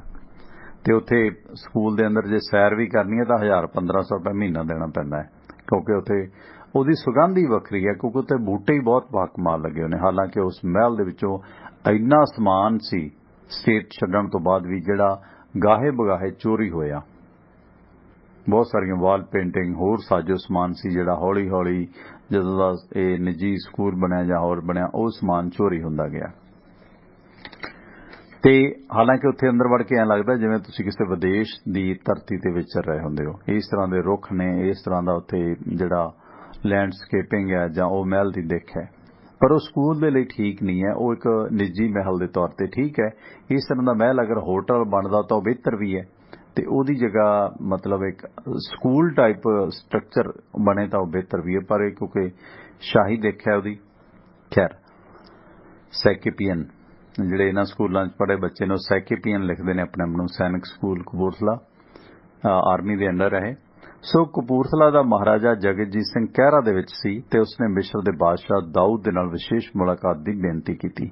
ਬਾਦਸ਼ਾਹ ਨੇ ਨਾ ਸਿਰਫ ਮਿਲਣਾ ਹੀ ਪ੍ਰਵਾਨ ਕਰ ਲਿਆ ਸਗੋਂ ਉਸ ਨੂੰ ਇੱਕ ਸਰਕਾਰੀ ਭੋਜ ਦੀ ਵੀ ਖਾਣੇ ਦੀ ਵੀ ਜਿਹੜੀ ਹੈ ਦਾਵਤ ਦਾ ਵੀ ਨਿਮੰਤਰਣ ਦਿੱਤਾ ਜਿਸ ਦੇ ਵਿੱਚ ਪ੍ਰਧਾਨ ਮੰਤਰੀ ਮੁਸਤਫਾ ਜਲਗ ਪਾਤਸ਼ਾਹ ਵਫਦ ਦਾ ਨੇਤਾ ਤੇ ਉਸਦੀ ਕੈਬਨਿਟ ਦੇ ਹੋਰ ਵਜ਼ੀਰ ਦਰਬਾਰ ਦੇ ਮੁੱਖ ਅਫਸਰ ਸ਼ਾਮਲ ਹੋਏ ਤੇ ਸਿਰ ਤੇ ਲਾਲ ਪਗੜੀਆਂ ਪਹਿਨੀ ਇਹ ਸਭ ਲੋਕ ਸ਼ਾਹੀ ਵਰਦੀਆਂ ਦੇ ਵਿੱਚ ਸਨ। ਬਰਤਾਨਵੀ ਡੀਸੀ ਨੂੰ ਪਾਤਸ਼ਾਹ ਦਾ ਖਿਤਾਬ ਦਿੱਤਾ ਗਿਆ ਸੀ ਤੇ ਉਹ ਕੇਵਲ ਕੁਝ ਗੋਰਾ ਰੰਗ ਹੋਣ ਕਰਕੇ ਹੀ ਪਛਾਣੇ ਜਾਂਦੇ ਸਨ। ਮੁੱਖ ਦਰਵਾਜ਼ੇ ਦੇ ਦਰਬਾਰ ਤੇ ਗ੍ਰੈਂਡ ਚੈਂਬਰਲੈਨ ਨੇ ਮਹਾਰਾਜੇ ਦਾ ਸਵਾਗਤ ਕੀਤਾ ਤੇ ਫਿਰ ਮਹਾਰਾਜੇ ਨੇ ਗ੍ਰੈਂਡ ਆਫ ਆਨਰ ਦਾ ਮੁਆਇਨਾ ਕੀਤਾ ਕਿਉਂਕਿ ਦੀਵਾਨ ਜਰਮਨੀ ਦਾ ਉਸ ਮਹਿਲ ਦੇ ਵਿੱਚ ਹੀ ਜਿਹੜਾ ਦੀਵਾਨ ਦੀ ਜੌਬ ਕਰਦਾ ਸੀਗਾ ਤੇ ਗ੍ਰੈਂਡ ਚੈਂਬਰਲੈਨ ਨੇ ਉਸ ਨੂੰ ਮੁੱਖ ਹਾਲ ਕਮਰੇ ਦੇ ਵਿੱਚ ਲੈ ਆਂਦਾ ਤੇ ਉਹ ਉੱਥੇ ਉੱਚ ਅਧਿਕਾਰੀਆਂ ਨੂੰ ਮਿਲਿਆ ਤੇ ਉਸ ਪਿੱਛੋਂ ਡਰਾਇੰਗ ਰੂਮ ਦੇ ਵਿੱਚ ਲਿਜਾਇਆ ਗਿਆ ਜਿੱਥੋਂ ਬਾਦਸ਼ਾਹ ਉਸ ਦਾ ਇੰਤਜ਼ਾਰ ਕਰ ਰਿਹਾ ਸੀ। ਸੋ ਬਾਦਸ਼ਾਹ ਨੇ ਬਹੁਤ ਸਵਾਦਲੇ ਮਿਸਰੀ ਖਾਣੇ, ਮਿਸਰ ਦੇ ਖਾਣੇ, ਫਰਾਂਸੀਸੀ ਸ਼ਰਾਬ ਵਰਤਾਈ। ਉਸ ਵੇਲੇ ਅਤਿਅੰਤ ਲੋਕਪ੍ਰਿय ਵਿਅਕਤੀ ਜਲਾਲ ਪਾਤਸ਼ਾਹ ਜੋ ਉਦੋਂ ਮਿਸਰ ਦਾ ਪ੍ਰਧਾਨ ਮੰਤਰੀ ਸੀ, ਪ੍ਰਿੰਸ ਮੁਹੰਮਦ ਅਲੀ ਤੇ ਸ਼ਾਹੀ ਪ੍ਰਿੰਸ ਤੇ ਦੇਸ਼ ਦੇ ਹੋਰ ਸਨਮਾਨਿਤ ਵਿਅਕਤੀ ਵੀ ਇਸ ਭੋਜ ਦੇ ਵਿੱਚ ਸ਼ਾਮਲ ਸਨ। ਹੀਰੇ ਮੋਤੀਆਂ ਤੇ ਬਹੁਮੁੱਲੇ ਪੱਥਰਾਂ ਨਾਲ ਜੁੜੇ ਪਿਆਲਿਆਂ ਦੇ ਵਿੱਚ ਕੌਫੀ ਪਿਆਈ ਗਈ, ਸ਼ਰਾਬਾਂ ਜੂਸ ਵਰਤਾਏ ਗਏ। ਬਹਿਰਿਆਂ ਨੇ ਬੇਸ਼ਕੀਮਤੀ ਤੇ ਸੁਨਹਿਰੀ ਡੱਬਿਆਂ ਵਾਲੀਆਂ ਲਾਲ ਟੋਪੀਆਂ ਪਹਿਨੀਆਂ ਹੋਈਆਂ ਸਨ ਤੇ ਮਹਿਮਾਨਾਂ ਦੇ ਪਿਆਲਿਆਂ ਦੇ ਵਿੱਚ ਉਹ ਕੌਫੀ ਪਾਉਂਦੇ ਤੇ ਸਨਮਾਨ ਨਾਲ ਚੁੱਕ ਜਾਂਦੇ। ਇਸ ਤਰ੍ਹਾਂ ਦੇ ਕੀਮਤੀ ਖਾਣੇ ਭੋਜ ਦੇ ਵਿੱਚ ਪਰੋਸੇ ਗਏ ਤੇ ਇਸ ਭੋਜ ਦੀ ਸਮਾਪਤੀ ਤੋਂ ਪਿੱਛੋਂ ਬਾਦਸ਼ਾਹ ਨੇ ਮਿਸਰ ਦੇ ਬਾਦਸ਼ਾਹ ਨੇ ਮਹਾਰਾਜੇ ਨੂੰ ਨਿੱਜੀ ਗੱਲਬਾਤ ਲਈ ਆਪਣੇ ਕਮਰੇ ਦੇ ਵਿੱਚ ਆਉਣ ਦਾ ਸੱਦਾ ਦਿੱਤਾ ਤੇ ਸਰਦਾਰ ਮੁਹੱਬਤ ਰਾਏ ਦੀਵਾਨ ਜਰਮਨੀ ਦਾ ਕਹਿੰਦਾ ਖੁਦ ਮੈਂ ਗ੍ਰੈਂਡ ਚੈਂਬਰਲੈਨ ਦੇ ਦਫ਼ਤਰ ਦੇ ਵਿੱਚ ਮਹਾਰਾਜੇ ਦੀ ਵਾਪਸੀ ਲਈ ਉਸ ਦੀ ਉਡੀਕ ਕਰਨ ਲੱਗੇ। ਬਾਦਸ਼ਾਹ ਨਾਲ ਮਹਾਰਾਜਾ ਕਪੂਰਥਲਾ ਜਗਜੀਤ ਸਿੰਘ ਦੀ ਗੱਲਬਾਤ ਦੇ ਦੌਰਾਨ ਕਈ ਵਾਰੀ ਅਜੀਬ ਕਿਸਮ ਦੀਆਂ ਹੀਣੀਆਂ ਆਵਾਜ਼ਾਂ ਆਈਆਂ। ਗੱਲਬਾਤ ਸਾਹਮਣੇ ਕਮਰੇ ਦੇ ਵਿੱਚ ਹੋ ਰਹੀ ਸੀ, ਉਸ ਦੇ ਦਰਵਾਜ਼ੇ ਖੁੱਲ੍ਹੇ ਸਨ। ਇਹ ਆਵਾਜ਼ਾਂ ਕੁੱਤੇ ਦੇ ਭੌਂਕਣ ਵਰਗੀਆਂ ਸਨ। ਇਹਨਾਂ ਵਿਸ਼ੇਸ਼ ਕਿਸਮ ਦੀਆਂ ਆਵਾਜ਼ਾਂ ਨੂੰ ਜਦੋਂ ਮੈਂ ਸੁਣਿਆ ਤਾਂ ਮੈਂ ਉਤਸੁਕ ਹੋ ਕੇ ਸਰਦਾਰ ਮੁਹੱਬਤ ਰਾਏ ਤੇ ਚੈਂਬਰਲੈਨ ਨੂੰ ਇਹਨਾਂ ਆਵਾਜ਼ਾਂ ਬਾਰੇ ਪੁੱਛਣ ਲਈ ਮਜਬੂਰ ਹੋ ਗਿਆ ਕਿ ਇਹ ਆਵਾਜ਼ਾਂ ਕਿਸ ਚੀਜ਼ ਦੀਆਂ ਨੇ ਕੁੱਤਿਆਂ ਦੇ ਭੌਂਕਣ ਵਾਂਗ। ਤੇ ਉਸਨੇ ਆਖਿਆ ਕਿ ਨੇੜੇ ਤੇੜੇ ਕੋਈ ਕੁੱਤਾ ਵਿਖਾਈ ਨਹੀਂ ਦੇ ਰਿਹਾ, ਫਿਰ ਇਹ ਆਵਾਜ਼ ਕਿੱਥੋਂ ਆ ਰਹੀ ਹੈ? ਵਿਸ਼ੇਸ਼ ਕਰਕੇ ਜਦੋਂ ਮੁਸਲਮ ਬਾਦਸ਼ਾਹਾਂ ਦੇ ਮਹਿਲ ਦੇ ਵਿੱਚ ਆਮ ਤੌਰ ਤੇ ਕੁੱਤੇ ਵਰਜਿਤ ਹੁੰਦੇ ਨੇ ਕਿਉਂਕਿ ਇਸਲਾਮ ਦੇ ਵਿੱਚ ਕੁੱਤੇ ਨੂੰ ਵਧੀਆ ਜਾਨਵਰ ਨਹੀਂ ਮੰਨਿਆ ਜਾਂਦਾ। ਸੋ ਇਸ ਕਰਕੇ ਇਸਲਾਮਿਕ ਧਰਮ ਨਾਲ ਸੰਬੰਧਿਤ ਲੋਕ ਖਾਸ ਕਰਕੇ ਬਾਦਸ਼ਾਹ ਅਮੀਰ ਲੋਕ ਕੁੱਤਿਆਂ ਨੂੰ ਵਰਜਦੇ ਸਨ। ਜਿਨ੍ਹਾਂ ਨੇ ਸ਼ੌਕੀ ਆਦਮਖੋਰ ਕੁੱਤੇ ਰੱਖੇ ਵੀ ਹੁੰਦੇ ਸੀਗੇ ਸਦਾਮ ਹੁਸੈਨ ਵਾਂਗੂ, ਉਹ ਦੂਰ ਰੱਖਦੇ ਸੀ, ਮਹਿਲ ਦੇ ਵਿੱਚ ਨਹੀਂ ਸੀ। ਸੋ ਕੁੱਤੇ ਇਹਨਾਂ ਦੇ ਵਿੱਚ ਵਰਜਿਤ ਨੇ। ਸੋ ਮੁਸਲਮਾਨ ਕਿਉਂਕਿ ਇਸ ਨੂੰ ਇੱਕ ਅਪਵਿੱਤਰ ਜਾਨਵਰ ਮੰਨਦੇ ਨੇ। ਸੋ ਗ੍ਰੈਂਡ ਚੈਂਬਰਲੈਨ ਚੁੱਪ ਰਿਹਾ ਪਰ ਜਦੋਂ ਮੁਹੱਬਤ ਰਾਏ ਨੂੰ ਮੈਂ ਆਪਣੀ ਗੱਲਬਾਤ ਬਾਰੇ ਆਪਣੇ ਸਵਾਲ ਬਾਰੇ ਬਾਰ-ਬਾਰ ਪੁੱਛਦਾ ਰਿਹਾ ਤਾਂ ਉਸਨੇ ਕੰਨ ਦੇ ਵਿੱਚ ਦੱਸਿਆ ਕਿ ਇਹ ਕੇਵਲ ਹਿਜ ਮੈਜੈਸਟੀ ਦੇ ਖੰਘਣ ਦੀ ਆਵਾਜ਼ ਹੈ, ਜਾਣੀ ਕਿ ਇਹ ਜਿਹੜਾ ਮਿਸਰ ਦਾ ਕਹਿਰਾ ਦਾ ਬਾਦਸ਼ਾਹ ਸੀ ਉਸਦੇ ਖੰਘਣ ਦੀ ਆਵਾਜ਼ ਹੈ ਕੁੱਤੇ ਦੀ ਤਰ੍ਹਾਂ, ਜਿਹਨੂੰ ਕਹਿੰਦੇ ਕੁੱਤੇ ਖੰਘੇ। ਦਾ ਅਸਲ ਕਾਰਨ ਹੋਰ ਸੀ। ਖੈਰ ਮਹਾਰਾਜਾ ਜਗਜੀਤ ਸਿੰਘ ਦੀ ਇਹ ਮੁਲਾਕਾਤ ਲਗਭਗ 15 ਮਿੰਟ ਜਾਰੀ ਰਹੀ ਤੇ ਇਸ ਤਰ੍ਹਾਂ ਦੀ ਆਵਾਜ਼ ਲਗਾਤਾਰ ਆਉਂਦੀ ਰਹੀ। ਹੋਟਲ ਸੈਮਰਮਿਸ ਦੇ ਵਿੱਚ ਵਾਪਸੀ ਤੇ ਮਹਾਰਾਜਾ ਜਗਜੀਤ ਸਿੰਘ ਨੇ ਮੈਨੂੰ ਦੱਸਿਆ ਕਿ ਬਾਦਸ਼ਾਹ ਕੁੱਤੇ ਦੇ ਭੌਂਕਣ ਵਾਂਗ ਖੰਘਦਾ ਸੀ ਕਿਉਂਕਿ ਕੁਝ ਸਾਲ ਪਹਿਲਾਂ ਬਾਦਸ਼ਾਹ ਜਾਣੀ ਕਿ ਹਿਜ ਮੈਜੈਸਟੀ ਦੇ ਗਲੇ ਦਾ ਆਪਰੇਸ਼ਨ ਕੀਤਾ ਗਿਆ। ਹੁਣ ਜਦੋਂ ਵੀ ਉਹ ਆਪਣਾ ਗਲਾ ਸਾਫ਼ ਕਰਦਾ ਤਾਂ ਉਹ ਕੁੱਤੇ ਵਰਗੀ ਆਵਾਜ਼ ਕੱਢਦਾ। ਸੋ ਮਹਾਰਾਜੇ ਨੂੰ ਤੇ ਮੈਨੂੰ ਆਰਡਰ ਆਫ ਨੀਲ ਦੀ ਉਪਾਧੀ ਨਾਲ ਸਨਮਾਨਿਤ ਕੀਤਾ ਗਿਆ, ਪਰ ਮਹਾਰਾਜਾ ਜਗਜੀਤ ਸਿੰਘ ਚਾਹੁੰਦਾ ਸੀ ਕਿ ਉਸ ਨੂੰ ਮਿਸਰ ਦਾ ਉੱਚਤਮ ਸਨਮਾਨ ਅਬਾਸ ਹਾਲਮੀ ਦਿੱਤਾ ਜਾਵੇ।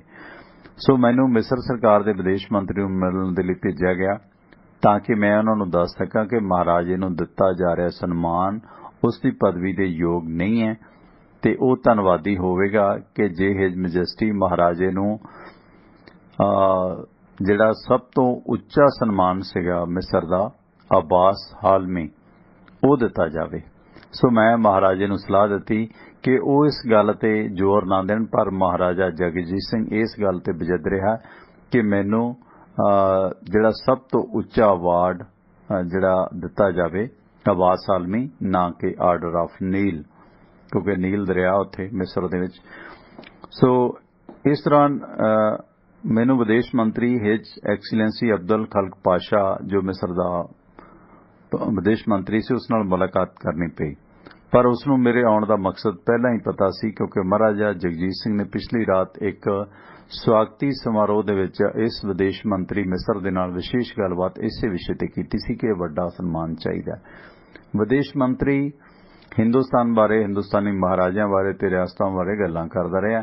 ਉਸਨੇ ਹਿੰਦੁਸਤਾਨ ਦੇ ਵਿੱਚ ਅੰਗਰੇਜ਼ਾਂ ਦੇ ਜ਼ੁਲਮ ਬਾਰੇ ਵੀ ਗੱਲਾਂ ਕੀਤੀਆਂ ਤੇ ਉਸ ਅਪਮਾਨ ਬਾਰੇ ਵੀ ਜੋ ਹਿੰਦੁਸਤਾਨੀ ਰਾਜਿਆਂ ਨੂੰ ਬਰਤਾਨਵੀ ਅਫਸਰਾਂ ਵੱਲੋਂ ਉਠਾਉਣਾ ਪੈਂਦਾ, ਉਸ ਅਪਮਾਨ ਦਾ ਵੀ ਜ਼ਿਕਰ ਉਸਨੇ ਉਚੇਚਾ ਕੀਤਾ।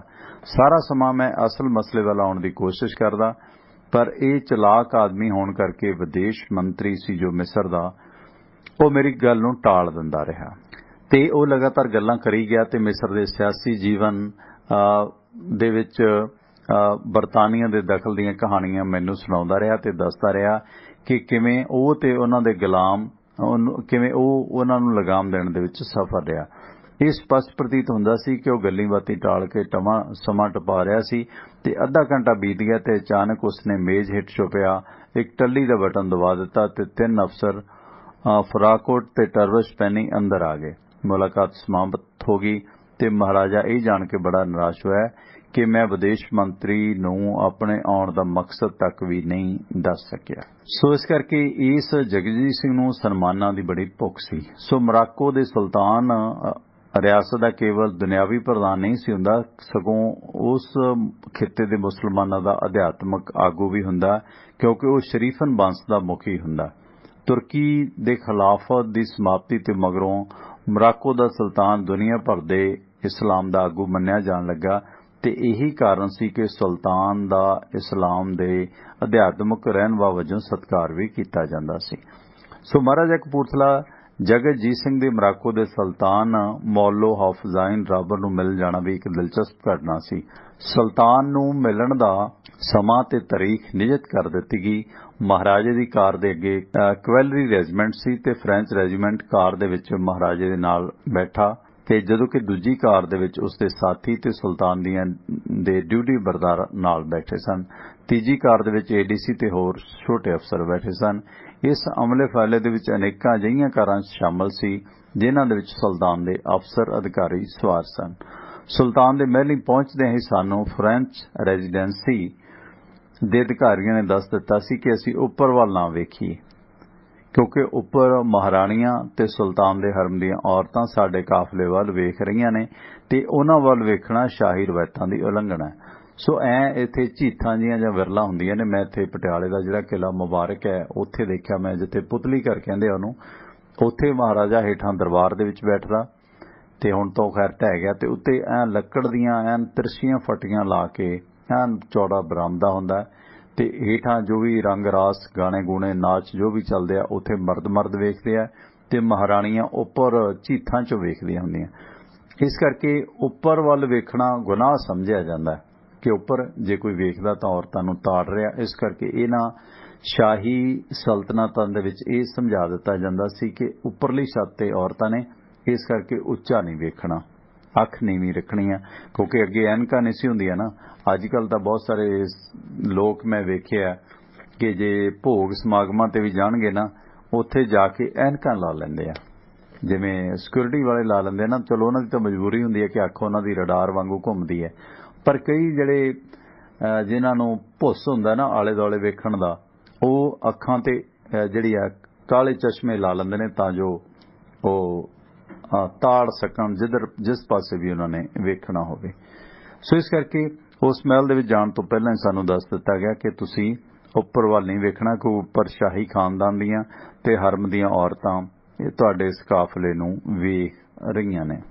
ਉਹਨਾਂ ਨੂੰ ਵੇਖਣਾ ਸ਼ਾਹੀ ਰਵਾਇਤਾਂ ਦੀ ਉਲੰਘਣਾ ਤੇ ਉਸ ਦਾ ਸੁਲਤਾਨ ਬੁਰਾ ਮਨਾਉਂਦਾ ਹੈ। ਮੁੱਖ ਦੁਆਰ ਤੋਂ ਉਸ ਕਮਰੇ ਤੱਕ ਜਿੱਥੇ ਸੁਲਤਾਨ ਨੇ ਸਾਨੂੰ ਮਿਲਣਾ ਸੀ, ਸਾਰੇ ਰਾਹ ਤੇ ਕਾਲੇ ਸ਼ਾਹ ਨੀਗਰੋ ਫੌਜੀ ਨੰਗੀਆਂ ਤਲਵਾਰਾਂ ਨਾਲ ਕਤਾਰਾਂ ਦੇ ਵਿੱਚ ਖੜੇ ਸਨ ਤੇ ਮੁੱਖ ਦੁਆਰ ਤੋਂ ਉਸ ਦੇ ਕਮਰੇ ਤੱਕ ਬਹੁਤ ਆਲੀਸ਼ਾਨ ਸਜਾਵਟ ਕੀਤੀ ਗਈ ਸੀ, ਜਿਸ ਦੇ ਮੁਤਲਕ ਜੋ ਅਸੀਂ ਕਲਪਨਾ ਕੀਤੀ ਸੀ ਕਿ ਇਸ ਤਰ੍ਹਾਂ ਦਾ ਮਹਿਲ ਹੋਵੇਗਾ, ਉਸ ਤੋਂ ਵੀ ਵੱਧ ਕਿਤੇ ਨਾ ਕਿਤੇ ਬੇਸ਼ਕੀਮਤੀ ਸਾਜੋ ਸਮਾਨ ਉੱਥੇ ਸਜਿਆ ਹੋਇਆ ਸੀ। ਸਾਡੇ ਦਿਮਾਗਾਂ ਦੇ ਵਿੱਚ ਉੱਪਰ ਦੇਖਣ ਦਾ ਖਿਆਲ ਕੇਵਲ ਫ੍ਰੈਂਚ ਰੈਜ਼ੀਡੈਂਟ ਦੇ ਕਹਿਣ ਕਰਕੇ ਹੀ ਨਹੀਂ ਸੀ ਉੱਡ ਗਿਆ, ਸਗੋਂ ਅਸੀਂ ਸੋਚਦੇ ਸੀ ਕਿ ਜੇ ਜਰਾ ਜਿੰਨਾ ਵੀ ਉੱਪਰ ਝਾਕ ਕੇ ਇਹ ਕਾਲੇ ਖੁੰਖਾਰ ਨਿਗਰੋ ਸਿਪਾਹੀ ਜੋ ਕਿ ਨੰਗੀਆਂ ਤਲਵਾਰਾਂ ਨਾਲ ਖੜੇ ਨੇ ਤੇ ਸਾਡਾ ਗਾਟਾ ਝਟਕ ਸਕਦੇ ਨੇ। ਉਹਨਾਂ ਦਾ ਚਿਹਰਾ ਮੋਹਰਾ ਤੇ ਤੱਕਣੀ ਵੇਖ ਕੇ ਕਿਸੇ ਦਾ ਇਹ ਜ਼ੇਰਾ ਹੀ ਨਹੀਂ ਸੀ ਪੈਂਦਾ ਕਿ ਉਹ ਕੋਈ ਹੀ ਲੁੱਜਤ ਕਰ ਸਕੇ। ਸੋ ਦਰਵਾਜ਼ੇ ਤੇ ਸੁਲਤਾਨ ਦੇ ਲਾਰਡ ਚੀਫ ਚੈਂਬਰਲਨ ਨੇ ਸਾਡਾ ਸਵਾਗਤ ਕੀਤਾ ਤੇ ਸਾਨੂੰ ਉਸ ਕਮਰੇ ਦੇ ਵਿੱਚ ਲਿਜਾਇਆ ਗਿਆ ਜਿੱਥੇ ਸੁਲਤਾਨ ਇੱਕ ਵੱਡੇ ਛਤਰ ਹੇਠ ਬੈਠਾ ਸੀ। ਛਤਰ ਤੇ ਲੱਗੀਆਂ ਸੋਨੇ ਦੀਆਂ 2 ਖਾਲੀ ਕੁਰਸੀਆਂ ਪਈਆਂ ਸਨ ਤੇ ਸੁਲਤਾਨ ਦੇ ਮੂੰਹੋਂ ਇੱਕ ਅੱਖਰ ਵੀ ਨਾ ਕਿਹਾ, ਹਾਲਾਂਕਿ ਮਹਾਰਾਜੇ ਨੇ ਰੈਜ਼ੀਡੈਂਟ ਨੇ ਜਿਨ੍ਹਾਂ ਦੇ ਪਿੱਛੇ ਮੈਂ ਸੀ ਤੇ ਮਹਾਰਾਜੇ ਦੇ ਹੋਰ ਅਫਸਰ ਸਨ ਹਾਲ ਦੇ ਵਿੱਚ ਪਹੁੰਚ ਚੁੱਕੇ ਸਨ। ਰੈਜ਼ੀਡੈਂਟ ਨੇ ਝੁੱਕ ਕੇ ਸਲੂਟ ਕਰਨ ਦੇ ਉੱਤਰ ਵਿੱਚੋਂ ਸੁਲਤਾਨ ਨੇ ਸਿਰਫ ਆਪਣਾ ਸਿਰ ਤੱਕ ਵੀ ਨਾ ਹਿਲਾਇਆ, ਜਾਣੀ ਇੰਨਾ ਉਹਨਾਂ ਦਾ ਰੁਝਾਨ ਸੀ ਕਿ ਇੱਕ ਬੰਦਾ ਵਿਸ਼ੇਸ਼ ਤੁਹਾਨੂੰ ਸਲਾਮ ਕਰਦਾ ਹੈ ਜਾਂ ਕੁਝ ਵੀ ਤੁਹਾਨੂੰ ਅਕੀਦਾ ਭੇਟ ਕਰਦਾ ਕਿ ਉਹਦਾ ਜਵਾਬ ਦੇਣ। ਇਹ ਬਹੁਤ ਵੈਸੇ ਆਰਡਰ ਲੱਗਦਾ ਹੁੰਦਾ ਜਦੋਂ ਕਿਸੇ ਵੀ ਵਿਅਕਤੀ ਨੂੰ ਅਸੀਂ ਸਤਿ ਸ਼੍ਰੀ ਅਕਾਲ ਸਲਾਮ, ਇਹ ਸਾਡੇ ਵੀ ਹੁੰਦਾ, ਪੰਜਾਬ 'ਚ ਵੀ ਮੈਂ ਵੇਖਿਆ ਬਹੁਤ ਸਾਰੇ ਜਿਹੜੇ ਉੱਚ ਅਧਿਕਾਰੀ ਨੇ ਜਿਨ੍ਹਾਂ 'ਚ ਹੈਂਕੜ ਨਹੀਂ ਹੈ, ਜੇ ਉਹਨਾਂ ਨੂੰ ਕੋਈ ਮਾਤੜ ਬੰਦਾ ਸਤਿ ਸ਼੍ਰੀ ਅਕਾਲ ਵੀ ਬੁਲਾਵੇ ਤਾਂ ਉਹਦਾ ਜਵਾਬ ਨਹੀਂ ਦਿੰਦੇ, ਪਰ ਜਿਹੜਾ ਤਕੜਾ ਹੁੰਦਾ ਤੇ ਉਹਦੇ ਤਲੀਆਂ ਤੱਕ ਵੀ ਉਹ ਚੱਟਦੇ ਨੇ। ਇਹ ਤੁਸੀਂ ਆਮ ਬਿਊਰੋਕ੍ਰੇਸੀ ਦੇ ਵਿੱਚ ਇੰਡੀਆ ਦੇ ਵਿੱਚ ਇਹਨਾਂ ਚੀਜ਼ਾਂ ਨੂੰ ਵੇਖਦੇ ਹੋ। ਤੇ ਇਸੇ ਤਰ੍ਹਾਂ ਉਸ ਸੁਲਤਾਨ ਨੇ ਕਿਸੇ ਦਾ ਜਵਾਬ ਦੇਣਾ ਵੀ ਮੁਨਾਸਬ ਨਾ ਸਮਝਿਆ। ਰੈਜ਼ੀਡੈਂਟ ਸੁਲਤਾਨ ਦੇ ਅੱਗੇ ਕਈ ਵਾਰ ਝੁਕਿਆ ਤੇ ਫਿਰ ਬਹੁਤ ਨੀਵਾਂ ਝੁਕ ਕੇ ਉਸਨੇ ਉਹ ਸਿੱਧਾ ਖਲੋ ਗਿਆ। ਫਰਾਂਸੀਸੀ ਭਾਸ਼ਾ ਦੇ ਵਿੱਚ ਉਸਨੇ ਸੁਲਤਾਨ ਦੇ ਨਾਲ ਮਹਾਰਾਜੇ ਦੀ ਜਾਣ ਪਛਾਣ ਕਰਾਈ ਤੇ ਇਹਨਾਂ ਸ਼ਬਦਾਂ ਦੇ ਵਿੱਚ ਕਰਾਈ ਕਿ ਯੋਰ ਮੈਜੈਸਟੀ ਹਿਜ਼ ਹਾਈਨੈਸ ਮਹਾਰਾਜਾ ਕਪੂਰਥਲਾ ਜਗਜੀਤ ਸਿੰਘ ਜੋ ਕਿ ਉੱਤਰੀ ਭਾਰਤ ਦਾ ਇੱਕ ਮਹੱਤਵਪੂਰਨ ਰਿਆਸਤ ਦਾ ਹਾਕਮ ਹੈ, ਯੋਰ ਮੈਜੈਸਟੀ ਨੂੰ ਆਪਣਾ ਸਤਿਕਾਰ ਤੇ ਸ਼ੁਭ ਇਸ਼ਾਪਾਂ ਭੇਟ ਕਰ ਰਹੇ ਨੇ। ਪਰ ਸੁਲਤਾਨ ਨੇ ਕੋਈ ਇਸ਼ਾਰਾ ਨਾ ਕੀਤਾ ਤੇ ਚੁੱਪ ਵੱਟੀ ਰੱਖੀ। ਰੈਜ਼ੀਡੈਂਟ ਦੇ ਕਈ ਵਾਰ ਬੋਲਣ ਪਿੱਛੋਂ ਸ਼ਾਹੀ ਦੁਭਾਸ਼ੀ ਨੇ ਫੁਸਫਸਾਉਂਦੀ ਨੀਵੀਂ ਆਵਾਜ਼ ਦੇ ਵਿੱਚ ਰੈਜ਼ੀਡੈਂਟ ਦੇ ਸ਼ਬਦਾਂ ਦਾ ਤਰਜਮਾ ਕਰ ਦਿੱਤਾ ਜੋ ਕੇਵਲ ਸੁਲਤਾਨ ਨੂੰ ਹੀ ਸੁਣਿਆ। ਦੁਭਾਸ਼ੀ ਨੇ ਜੋ ਕਿਹਾ ਉਹ ਸੁਣਨ ਤੋਂ ਪਿੱਛੋਂ ਹੀ ਸੁਲਤਾਨ ਨੇ ਆਪਣੇ ਵੱਡੇ ਚਿੱਟੇ ਚੋਗੇ ਦੇ ਵਿੱਚੋਂ ਆਪਣਾ ਹੱਥ ਬਾਹਰ ਕੱਢਿਆ ਤੇ ਮਹਾਰਾਜੇ ਨਾਲ ਹੱਥ ਮਿਲਾਇਆ ਤੇ ਉਸ ਨੂੰ ਸੋਨੇ ਦੀਆਂ ਕੁਰਸੀਆਂ ਦੇ ਵਿੱਚੋਂ ਇੱਕ ਕੁਰਸੀ ਤੇ ਬਹਿਣ ਦਾ ਇਸ਼ਾਰਾ ਕੀਤਾ। ਸੋਨੇ ਦੀ ਦੂਜੀ ਕੁਰਸੀ ਉੱਤੇ ਬੈਠਣ ਤੋਂ ਪਹਿਲਾਂ ਰੈਜ਼ੀਡੈਂਟ ਨੇ ਮੇਰੀ ਸ਼ਾਹੀ ਵਜ਼ੀਰ ਵਜੋਂ ਤੇ ਦੂਜੇ ਅਫਸਰਾਂ ਵਜੋਂ ਸੁਲਤਾਨ ਦੇ ਨਾਲ ਜਾਣ ਪਛਾਣ ਕਰਾਈ, ਪਰ ਸਾਨੂੰ ਬੈਠਣ ਲਈ ਕੋਈ ਥਾਂ ਨਾ ਦਿੱਤੀ ਗਈ ਤੇ ਨਾ ਸੁਲਤਾਨ ਨੇ ਸਾਡੇ ਵੱਲ ਕੋਈ ਧਿਆਨ ਦਿੱਤਾ।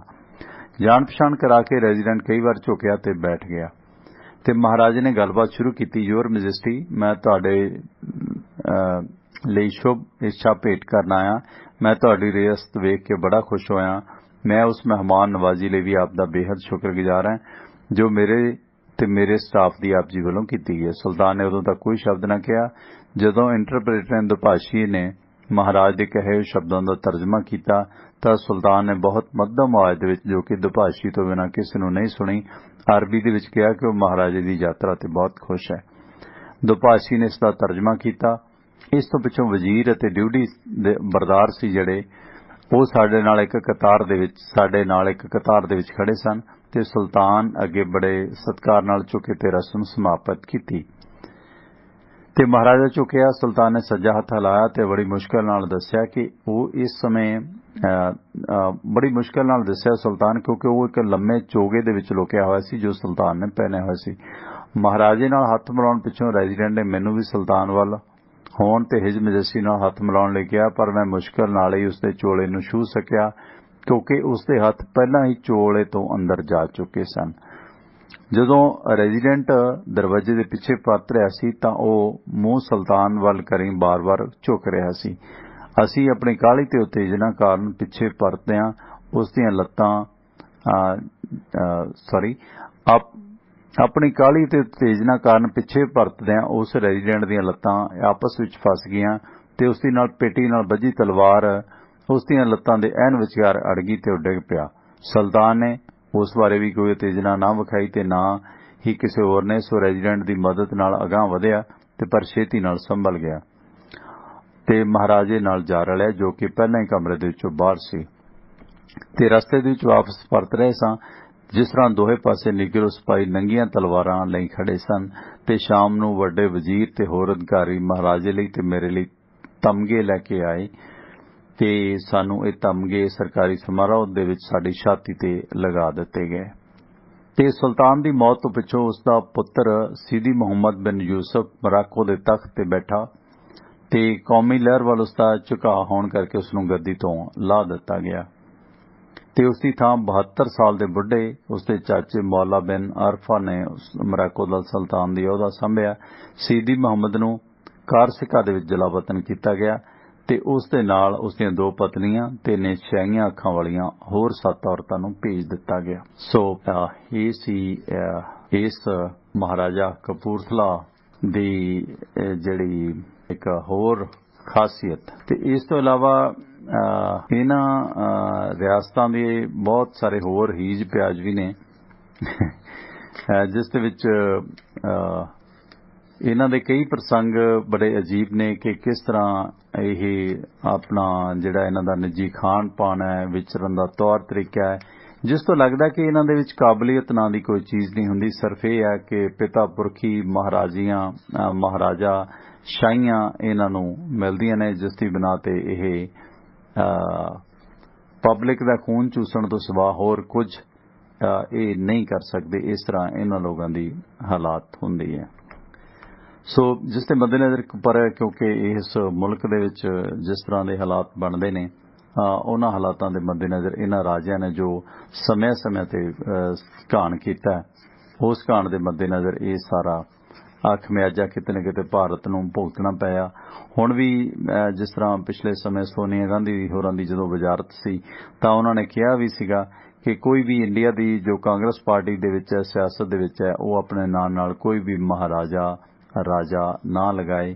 ਪਰ ਅਫਸੋਸ ਕਿ ਇਹ ਜਿਹੜੇ ਰਾਜੇ ਮਹਾਰਾਜੇ ਨੇ ਤੇ ਇਹਨਾਂ ਦੀ ਮਤਲਬ ਮਾਨਸਿਕਤਾ ਬੜੀ ਅਜੀਬ ਕਿਸਮ ਦੀ ਹੁੰਦੀ ਹੈ, ਜਿਸ ਦੇ ਵਿੱਚ ਕਈ ਸਾਰੀਆਂ ਜਿਹੜੀਆਂ ਨੇ ਐਡੀਆਂ ਕੱਚ ਕਰੜ ਗੱਲਾਂ ਹੁੰਦੀਆਂ ਨੇ ਕਿ ਸਭ ਕੁਝ ਪਤਾ ਹੋਣ ਦੇ ਬਾਵਜੂਦ, ਐਡੇ ਚਲਾਕ ਸ਼ਾਤਰ ਹੋਣ ਦੇ ਬਾਵਜੂਦ ਇਹ ਸਿਰੇ ਦੇ ਬੁੱਧੂ ਤੇ ਭੌਂਦੂ ਹੀ ਨਿਕਲਦੇ। ਇਸ ਦੇ ਵਿੱਚ ਇੱਕ ਹੋਰ ਕਿੱਸਾ ਵੀ ਤੁਹਾਨੂੰ ਸੁਣਾਵਾਂਗੇ ਤੇ ਇਸ ਵਕਤ ਆਪਾਂ ਕੁਝ ਦੇਰ ਲਈ ਕਾਲਾਂ ਖੋਲਾਂਗੇ। ਤੁਸੀਂ ਕਿਸੇ ਵਿਸ਼ੇ ਤੇ ਗੱਲਬਾਤ ਕਰਨੀ ਹੈ, ਇਹ ਪ੍ਰੋਗਰਾਮ ਤੁਹਾਨੂੰ ਕਿੱਦਾਂ ਦੇ ਲੱਗਦੇ ਨੇ ਤਾਂ ਉਸ ਮੁਤਾਲਕ ਵੀ ਫੀਡਬੈਕ ਦੇ ਦਿਓ ਤੇ ਮੈਂ ਜ਼ਿਕਰ ਸਾਡੇ ਸਪਾਂਸਰ ਸਾਹਿਬ ਦਾ ਕਰਦੇ ਹਾਂ। ਉਸ ਤੋਂ ਬਾਅਦ ਫਿਰ ਆਪ ਦਾ ਲਗਾਤਾਰ ਸਵਾਗਤ ਰਹੇਗਾ। ਤੁਸੀਂ ਬੇਕਰਸਫੀਲਡ ਇਲਾਕੇ 'ਚ ਵਿਚਰ ਰਹੇ ਹੋ ਤਾਂ ਇੱਕ ਵਾਰੀ ਜ਼ਰੂਰ ਆਪਣੇ ਟਰੱਕ ਵਾਲਿਆਂ ਨੂੰ ਬ੍ਰੇਕ ਮਾਰੋ ਯੂਨੀਅਨ ਵਿਲੇਜ ਟਰੱਕ ਸ਼ਾਪ ਅਤੇ ਇੰਡੀਅਨ ਰੈਸਟੋਰੈਂਟ ਤੇ, ਜਿੱਥੇ ਤੁਸੀਂ ਦੇਸੀ ਘਿਓ ਦੇ ਪਰੌਂਠਿਆਂ ਦਾ ਦਹੀਂ ਨਾਲ ਲੁਤਫ ਲਓ। ਇਹ ਇਹਨਾਂ ਦੀ ਵਿਸ਼ੇਸ਼ਤਾ। ਇਸ ਤੋਂ ਇਲਾਵਾ ਹੋਰ ਭਾਰਤੀ ਵਿਦੇਸ਼ੀ ਖਾਣੇ ਵੀ ਉੱਥੇ ਛਕਾ ਸਕਦੇ ਹੋ ਤੇ ਇੱਥੇ ਟਰੱਕ ਧਵਾ ਸਕਦੇ ਹੋ, ਡੀਜ਼ਲ ਪਵਾ ਸਕਦੇ ਹੋ। ਇਹ ਅਦਾਰੇ ਉੱਥੇ ਨਹੀਂ ਜਿੱਥੇ ਟਰੱਕ ਯੂਨੀਅਨ ਸਕੂਲ ਹੁੰਦਾ ਸੀ। ਯੂਨੀਅਨ ਵਿਲੇਜ ਟਰੱਕ ਸ਼ਾਪ ਤੇ ਇੰਡੀਅਨ ਰੈਸਟੋਰੈਂਟ ਦਾ ਐਡਰੈਸ ਹੈ 2201 union avenue, Bakersfield, California, zip code 93307। Roadways transport ਵਾਲੇ ਸੁਖੀ ਘੁੰਮਣ ਹੋਰਾਂ ਦਾ ਇਹ ਕਾਰੋਬਾਰ ਹੈ, ਜਿਨ੍ਹਾਂ ਦਾ ਨੰਬਰ ਹੈ 661 304 7500 661 304 7500। ਯੂਨੀਅਨ ਵਿਲੇਜ ਟਰੱਕ ਸ਼ਾਪ ਤੇ ਇੰਡੀਅਨ ਰੈਸਟੋਰੈਂਟ ਬੇਕਰਸਫੀਲਡ ਦੇ ਵਿੱਚ। ਅਮਰੀਕਨ ਟੈਕਸ ਫਰਮਾਂ ਦੇ ਵਿੱਚ 5 ਸਾਲ ਦੇ ਤਜਰਬੇ ਯਾਫਤਾ ਤਰਸੇਮ ਸਿੰਘ ਗਿੱਲ, ਜਿਨ੍ਹਾਂ ਕੋਲੋਂ ਤੁਸੀਂ ਇੰਡੀਵਿਜੂਅਲ ਬਿਜ਼ਨਸ, ਵਪਾਰ, ਕਾਰੋਬਾਰ ਦੀ ਹਰ ਤਰ੍ਹਾਂ ਦੀ ਰਿਟਰਨ ਭਰਵਾ ਸਕਦੇ ਹੋ। ਇਸ ਤੋਂ ਇਲਾਵਾ ਕਿਸੇ ਸਾਖ ਸੰਬੰਧੀ ਨੂੰ ਅਮਰੀਕਾ ਸੱਦਣਾ, green card, work permit, spouse case ਦੀ ਪੇਪਰ ਫਾਈਲਿੰਗ ਦੇ ਵਾਸਤੇ ਵੀ ਸੰਪਰਕ ਕੀਤਾ ਜਾ ਸਕਦਾ ਸੀਪੀ ਤਰਸੇਮ ਸਿੰਘ ਗਿੱਲ ਹੋਰਾਂ ਨੂੰ, ਜੋ ਨਿਊ ਜਰਸੀ ਦੇ ਲਾਗੇ ਈਸਟਰਨ ਸਿਟੀ ਪੈਂਸਿਲਵੇਨੀਆ ਦੇ ਵਿੱਚ ਵਸਦੇ ਨੇ। ਨੰਬਰ ਹੈ 484 764 9861 484 764 9861। ਆਪਣੇ ਪੁਰਾਣੇ ਸੋਤੇ ਨੇ ਸਰ ਹਰਬੰਸ ਸਿੰਘ ਗਿੱਲ, ਉਹਨਾਂ ਦੇ ਬੇਟੇ ਨੇ ਸਰ ਤਰਸੇਮ ਸਿੰਘ ਗਿੱਲ। ਸੋ ਸਾਡਾ ਜ਼ਿਕਰ ਕਰਨ ਤੇ ਜ਼ਰੂਰ ਰਿਆਇਤ ਮਿਲੇਗੀ। ਸੋ ਆਪਣੀ ਇੰਡੀਵਿਜੂਅਲ ਬਿਜ਼ਨਸ ਵਪਾਰ ਦੀ ਕੋਈ ਵੀ ਰਿਟਰਨ ਫਾਈਲਿੰਗ ਦੇ ਵਾਸਤੇ ਤੇ ਕਿਸੇ ਇਮੀਗ੍ਰੇਸ਼ਨ ਦੇ ਕੋਈ ਕੰਮ ਵਾਸਤੇ ਹਮੇਸ਼ਾ ਯਾਦ ਰੱਖੋ CP Tarsem Singh Gill, number 484 764 9861। Tiwana radio ਦੇ ਸਤਿਕਾਰਯੋਗ ਸਰੋਤਿਓ, ਸਾਡੇ ਪ੍ਰੋਗਰਾਮਾਂ ਨੂੰ ਸਪੋਰਟ ਕੀਤਾ ਵਿਸ਼ਿੰਗਟਨ ਫੀਡ ਸਰਵਿਸ ਵਾਲਿਆਂ ਨੇ। ਸੈਟਲ ਇਲਾਕੇ ਦੇ ਲੋਕਲ ਲੋਡ ਚਾਹੁੰਦੇ ਹੋ, ਲੰਮੇ ਰੂਟਾਂ ਤੋਂ ਉਕਤਾਇਓ, ਦਿਨੇ ਦਿਨੇ ਟਰੱਕ ਚਲਾਓ, ਸ਼ਾਮਾਂ ਨੂੰ ਘਰ ਆਓ ਤੇ ਸਾਂਝ ਬਣਾਓ ਵਿਸ਼ਿੰਗਟਨ ਫੀਡ ਸਰਵਿਸ ਵਾਲਿਆਂ ਨਾਲ। ਤੁਸੀਂ ਓਨਰ ਆਪਰੇਟਰ ਡਰਾਈਵਰ ਹੋ, ਸੈਟਲ ਇਲਾਕੇ ਦੇ ਲੋਕਲ ਵਾਧੂ ਲੋਡ ਤੁਹਾਨੂੰ ਮਿਲਣਗੇ ਤੇ ਤੁਹਾਡੀ ਸਹੂਲਤ ਵਾਸਤੇ ਡਿਸਪੈਚ ਵੀ ਪੰਜਾਬੀ ਅੰਗਰੇਜ਼ੀ ਭਾਸ਼ਾ 'ਚ ਦਿੰਦੇ ਨੇ। ਅਗਰ ਤੁਹਾਨੂੰ ਡਰਾਈਵਿੰਗ ਦੀ ਜੌਬ ਚਾਹੀਦੀ ਹੈ ਤਾਂ ਬਹੁਤ ਅੱਛੇ ਵੇਜ਼ਸ ਪ੍ਰਤੀ ਘੰਟਾ ਆਵਰਲੀ ਪੇ ਕੀਤਾ ਜਾਂਦਾ ਹੈ। ਡਰਾਈਵਿੰਗ ਦੀ ਜੌਬ ਵਾਸਤੇ ਵੀ ਲੋਕਲ ਲੋਡ ਤੁਹਾਨੂੰ ਮਿਲਣਗੇ ਵਿਸ਼ਿੰਗਟਨ ਫreight ਸਰਵਿਸ ਵੱਲੋਂ। ਤੁਸੀਂ ਕਾਲ ਕਰਨੀ ਹੈ ਜਗਦੇਵ ਸਿੰਘ ਸੰਧੂ ਹੋਰਾਂ ਦਾ ਨੰਬਰ ਹੈ 253 266 6924 2532666924।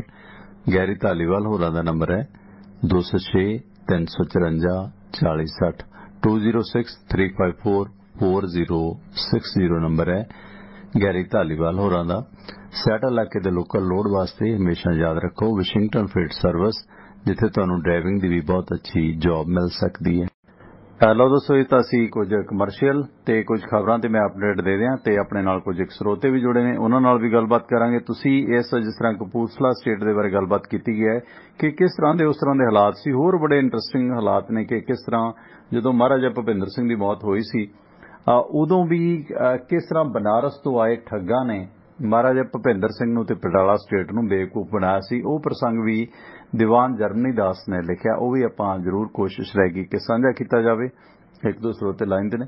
ਹੈਲੋ, ਸੌਰੀ ਲਾਈਨ ਲੱਗਦਾ ਡਿਸਕਨੈਕਟ ਹੋ ਗਈ, ਮਾਫੀ ਚਾਹਾਂਗੇ। ਤੇ ਇਸ ਦੌਰਾਨ ਕੁਝ ਖਬਰਾਂ ਦੀ ਮੈਂ ਅਪਡੇਟ ਦੇ ਦਿਆਂ ਕਿ ਅਰਵਿੰਦ ਕੇਜਰੀਵਾਲ ਜਿਹੜੇ ਆਮ ਆਦਮੀ ਪਾਰਟੀ ਦੇ ਪ੍ਰਮੁੱਖ ਤੇ ਦਿੱਲੀ ਦੇ ਚੀਫ ਮਿਨਿਸਟਰ ਨੇ, ਅੱਜ ਉਹਨਾਂ ਦਾ ਪੰਜਾਬ ਦੌਰਾ ਸੀ। ਇਸ ਦੌਰਾਨ ਉਹ ਪਿਛਲੇ ਦਿਨ ਇਸ ਦੁਨੀਆ ਤੋਂ ਰੁਖਸਤ ਹੋਏ ਸੇਵਾ ਸਿੰਘ ਸੇਖਵਾਂ ਜੋ ਆਮ ਆਦਮੀ ਪਾਰਟੀ ਦੇ ਵਿੱਚ ਸ਼ਾਮਲ ਹੋ ਗਏ ਸਨ, ਉਹਨਾਂ ਦੀ ਮੌਤ ਤੋਂ ਬਾਅਦ ਪਰਿਵਾਰਕ ਮੈਂਬਰਾਂ ਦੇ ਨਾਲ ਅਫਸੋਸ ਦੇ ਪ੍ਰਗਟਾਵੇ ਦੇ ਵਾਸਤੇ ਗਏ ਨੇ। ਤੇ ਜਿਸ ਦੌਰਾਨ ਉਹਨਾਂ ਨੇ ਸੇਵਾ ਸਿੰਘ ਸੇਖਵਾਂ ਦੇ ਸੁਪੁੱਤਰ ਜਾਂ ਉਹਨਾਂ ਦੇ ਪਰਿਵਾਰ ਦੇ ਨਾਲ ਦੁੱਖ ਸਾਂਝਾ ਕੀਤਾ ਤੇ ਉਹਨਾਂ ਦੇ ਸੁਪੁੱਤਰ ਨੂੰ ਆਮ ਆਦਮੀ ਪਾਰਟੀ ਦਾ ਜਿਹੜੇ ਉਹਨਾਂ ਦੇ ਪੁੱਤਰ ਸੀ ਸੇਵਾ ਸਿੰਘ ਸੇਖਵਾਂ ਦੇ, ਉਹਨਾਂ ਨੂੰ ਤੇ ਉਹਨਾਂ ਦੇ ਪਰਿਵਾਰਕ ਮੈਂਬਰਾਂ ਨੂੰ ਮੁਲਾਕਾਤ ਤੋਂ ਬਾਅਦ ਉੱਥੇ ਇਲਾਕੇ ਦੇ ਲੋਕਾਂ ਦੇ ਨਾਲ ਗੱਲਬਾਤ ਵੀ ਕੀਤੀ ਹੈ। ਕੇਜਰੀਵਾਲ ਨੇ ਆਖਿਆ ਕਿ ਸੇਖਵਾਂ ਦਾ ਜਾਣਾ ਜਿੱਥੇ ਪਰਿਵਾਰ ਲਈ ਕਦੇ ਨਾ ਪੂਰਾ ਹੋਣ ਵਾਲਾ ਘਾਟਾ, ਉੱਥੇ ਆਮ ਆਦਮੀ ਪਾਰਟੀ ਨੂੰ ਵੀ ਇਸ ਪੰਜਾਬ ਦੇ ਹਲਕੇ ਦੇ ਵਿੱਚ ਸਦੀਵੀ ਘਾਟਾ ਉਹਨਾਂ ਦੀ ਮੌਤ ਦੇ ਨਾਲ ਰਹਿ ਗਿਆ। ਕੇਜਰੀਵਾਲ ਦੇ ਨਾਲ ਪੰਜਾਬ ਦੇ ਪ੍ਰਧਾਨ ਭਗਵੰਤ ਮਾਨ ਤੇ ਆਮ ਆਦਮੀ ਪਾਰਟੀ ਦੀ ਜਿਹੜੀ ਸਾਰੀ ਲੀਡਰਸ਼ਿਪ ਉੱਥੇ ਮੌਜੂਦ ਸੀ।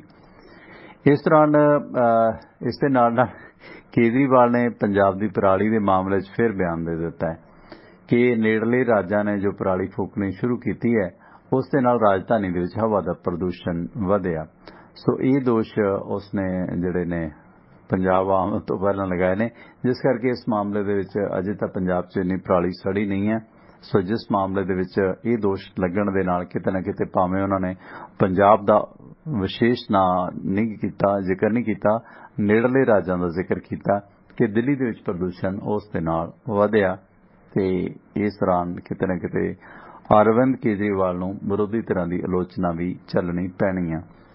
ਇਸ ਤੋਂ ਇਲਾਵਾ ਬਠਿੰਡਾ ਦੇ ਵਿੱਚ ਜਿਹੜਾ ਅਸਾਮ ਦਾ ਖਿੱਤਾ ਬੋਡੋਲੈਂਡ ਮੰਗ ਰਹੀਆਂ ਕੁਝ ਧਿਰਾਂ ਨੇ, ਸੋ ਕਾਫੀ ਹਿੰਸਾ ਵੀ ਉਧਰ ਕੀਤੀ ਜਾਂਦੀ ਹੈ ਬੋਡੋ ਲੋਕਾਂ ਵੱਲੋਂ ਜੋ ਬੋਡੋ ਇਲਾਕੇ ਦੇ ਵਿੱਚ ਬੋਡੋਲੈਂਡ ਦੀ ਮੰਗ ਕਰ ਰਹੇ ਨੇ। ਸੋ ਬਠਿੰਡਾ ਪੁਲਿਸ ਨੇ ਅੱਜ ਬੋਡੋ ਲਿਬਰੇਸ਼ਨ ਟਾਈਗਰ ਫੋਰਸ ਨਾਲ ਸੰਬੰਧਿਤ 2 ਵਿਅਕਤੀਆਂ ਨੂੰ ਨਜਾਇਜ਼ ਪਿਸਤੌਲ ਸਮੇਤ ਗ੍ਰਿਫਤਾਰ ਕੀਤਾ, ਜਿਨ੍ਹਾਂ ਦੀ ਪਹਿਚਾਣ ਸੰਜੋ ਬਾਰੋ ਸਿਲੀਗੁੜੀ ਜ਼ਿਲ੍ਹਾ ਬਕਸਾ ਅਸਾਮ ਵਜੋਂ ਹੋਈ ਹੈ ਤੇ ਜਿਸ ਮੁਤਲਕ ਸੰਜੇ ਬਾਰੋ ਅਤੇ ਉਸ ਦਾ ਸਾਥੀ ਜਿਹੜਾ ਅਮਰੀਕ ਸਿੰਘ ਵਾਸੀ ਚੋਟੀਆਂ ਮੁਕਤਸਰ ਸਾਹਿਬ ਦੇ ਵਿਰੁੱਧ ਵੱਖ-ਵੱਖ ਧਾਰਾਵਾਂ ਦੇ ਅਧੀਨ ਕੇਸ ਦਰਜ ਕੀਤਾ ਗਿਆ। ਸੰਜੇ ਬਾਰੋ ਤੇ ਅਮਰੀਕ ਸਿੰਘ ਦੋਨੋਂ ਬਠਿੰਡਾ ਦੇ ਖੇਤਰ ਦੇ ਵਿੱਚ ਪਲੰਬਰ ਦਾ ਕੰਮ ਕਰਦੇ ਸਨ ਤੇ ਸੰਜੋ ਬਾਰੋ ਦਾ ਕੁਝ ਅਰਸਾ ਪਹਿਲਾਂ ਮੇਲ ਅਮਰੀਕ ਸਿੰਘ ਨਾਲ ਹੋਇਆ ਸੀ ਤੇ ਅਮਰੀਕ ਸਿੰਘ ਉਸ ਨੂੰ ਬਠਿੰਡੇ ਲਾਇਆ ਸੀ। ਸੰਜੇ ਬਾਰੋ ਨੇ 2 ਦੇਸੀ ਕੱਟੇ ਬਣਾਏ ਤੇ 12 ਬੋਰ ਦੀ ਬੰਦੂਕ ਬਣਾਉਣ ਦੀ ਤਿਆਰੀ ਕਰ ਰਿਹਾ ਸੀ, ਜਿਸ ਨੂੰ ਕਾਬੂ ਕੀਤਾ ਗਿਆ ਤੇ ਇਸ ਸੰਬੰਧੀ ਜਿਹੜਾ ਬਠਿੰਡਾ ਪੁਲਿਸ ਨੇ ਜਾਣਕਾਰੀ ਦਿੱਤੀ ਹੈ ਕਿ ਅਸਾਮ ਦੇ ਬੋਡੋ ਅੱਤਵਾਦੀ ਦਾ ਇਸ ਇਲਾਕੇ ਦੇ ਵਿੱਚ ਵਿਚਰਨਾ ਖਤਰਨਾਕ ਹੈ ਤੇ ਜਿਸ ਦੌਰਾਨ ਇਹ ਨਜਾਇਜ਼ ਅਸਲਾ ਬਣਾ ਰਿਹਾ ਸੀ। ਇੱਕ ਤਾਂ ਪਲੰਬਰ ਦਾ ਕੰਮ ਕਰਦਾ ਸੀ, ਤੁਹਾਨੂੰ ਪਤਾ ਹੈ कि ਉਹੀ ਸੈਂਟਰੀ ਵਾਲੀਆਂ ਪਾਈਪਾਂ ਦਾ ਮੋੜ ਕੇ ਕੋਈ ਮਾੜਾ ਮੋਟਾ ਕੱਟਾ ਕੁੱਟਾ ਤਿਆਰ ਕਰ ਲਿਆ ਹੋਣਾ ਤੇ ਇਹ ਪ੍ਰਾਪਤੀ ਜਿਹੜੀ ਹੈ ਕਿ ਉਹ ਹੁਣ 12 ਬੋਰ ਦੀ ਬੰਦੂਕ ਬਣਾ ਰਿਹਾ ਸੀ ਤੇ ਅਮਰੀਕ ਸਿੰਘ ਉਸ ਦਾ ਕੋਈ ਦੋਸਤ ਸੀ, ਦੋਨੇ ਪਲੰਬਰ ਸੀ ਜਿਨ੍ਹਾਂ ਨੂੰ ਇਸ ਕੇਸ ਦੇ ਵਿੱਚ ਅੱਜ ਗ੍ਰਿਫਤਾਰ ਕੀਤਾ ਗਿਆ। उधर लाइसेंसी हथियारों के मामले च जम्मू हमेशा चर्चा दे विच रहिंदा है। सो सीबीआई जो इन्हां लाइसेंसी हथियारों के घपले की जांच कर रही सी ते उस वल्लों जम्मू कश्मीर के उप राज्यपाल के साबका सलाहकार दे घरे अज छापा मारिया गया।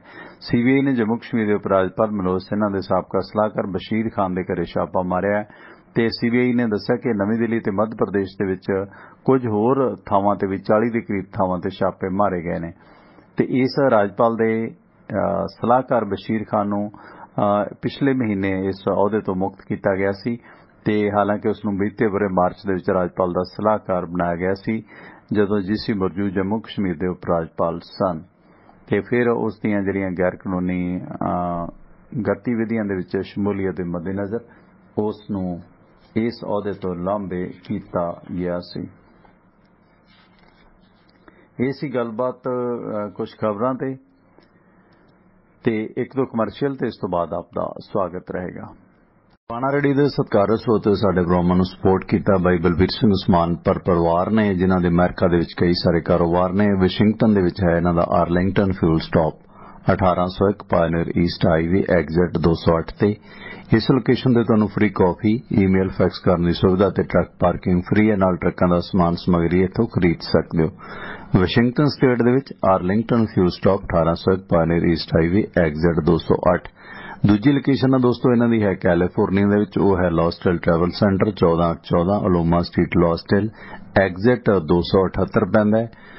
इस लोकेशन ते तुहानूं फ्री चाह शावर लांडरी ते ओवरनाइट ट्रक पार्किंग दी सहूलतां फ्री ने। इस तो अलावा उत्थे ल्यूकर शॉप भी है, मुफ्त नहीं है, सदुपयोग करो। ते इस तो अलावा बलबीर सिंह उस्मान पर होरां दा फ्यूल कंपनी का कारोबार है, मसलन delta fuel company, mobile action marathon fuel कंपनियां ने जिन्हां तो गैस स्टेशनां वाले सज्जन फ्यूल फ्रेंचाइज ब्रांडेड ते अनब्रांडेड डीजल खरीद सकते ने। कोई डील बनाउणी है सा बलबीर सिंह उस्मान पर होरां दे भरा सा हरजाप सिंह दा नंबर नोट कर लो 425 232 84 13 425 232 8413 नंबर है सा हरजाप सिंह होरां दा। सत्कार स्रोते सोमवार तो लैके शनिवार तक भारतीय समां सवेरे 6 बजे तो लैके 8 बजे तक ते शाम नूं 6:30 तो लैके 8:30 बजे तक पटियाला स्टूडियो तो मैं ते मेरे दोस्त एडवोकेट सुरेंद्र सिंह आप जी दे नाल जुड़दे हां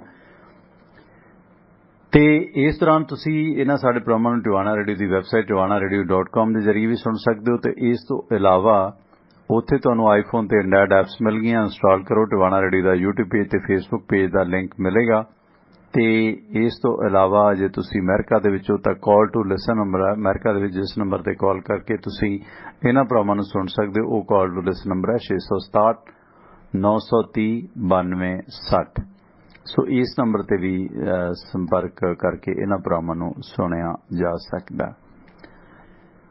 डॉक्टर श्री राम चंद्र गुहा उगे हिस्टोरीयन ने ते इन्हां ने उस वक्त अज जिस तरह बीजेपी सरदार पटेल नूं हाईलाइट कर रही है हाईजैकी कर रही है सरदार वल्लभ भाई पटेल की मूर्ति भी बनाई गई जिदा मैं प्रसंग का जिक्र किया सी कि किवें उन्होंने भगवान पद्मनाभ स्वामी नाल मुलाकात करके ट्रैवनकोट स्टेट नूं भारत विच शामिल किया।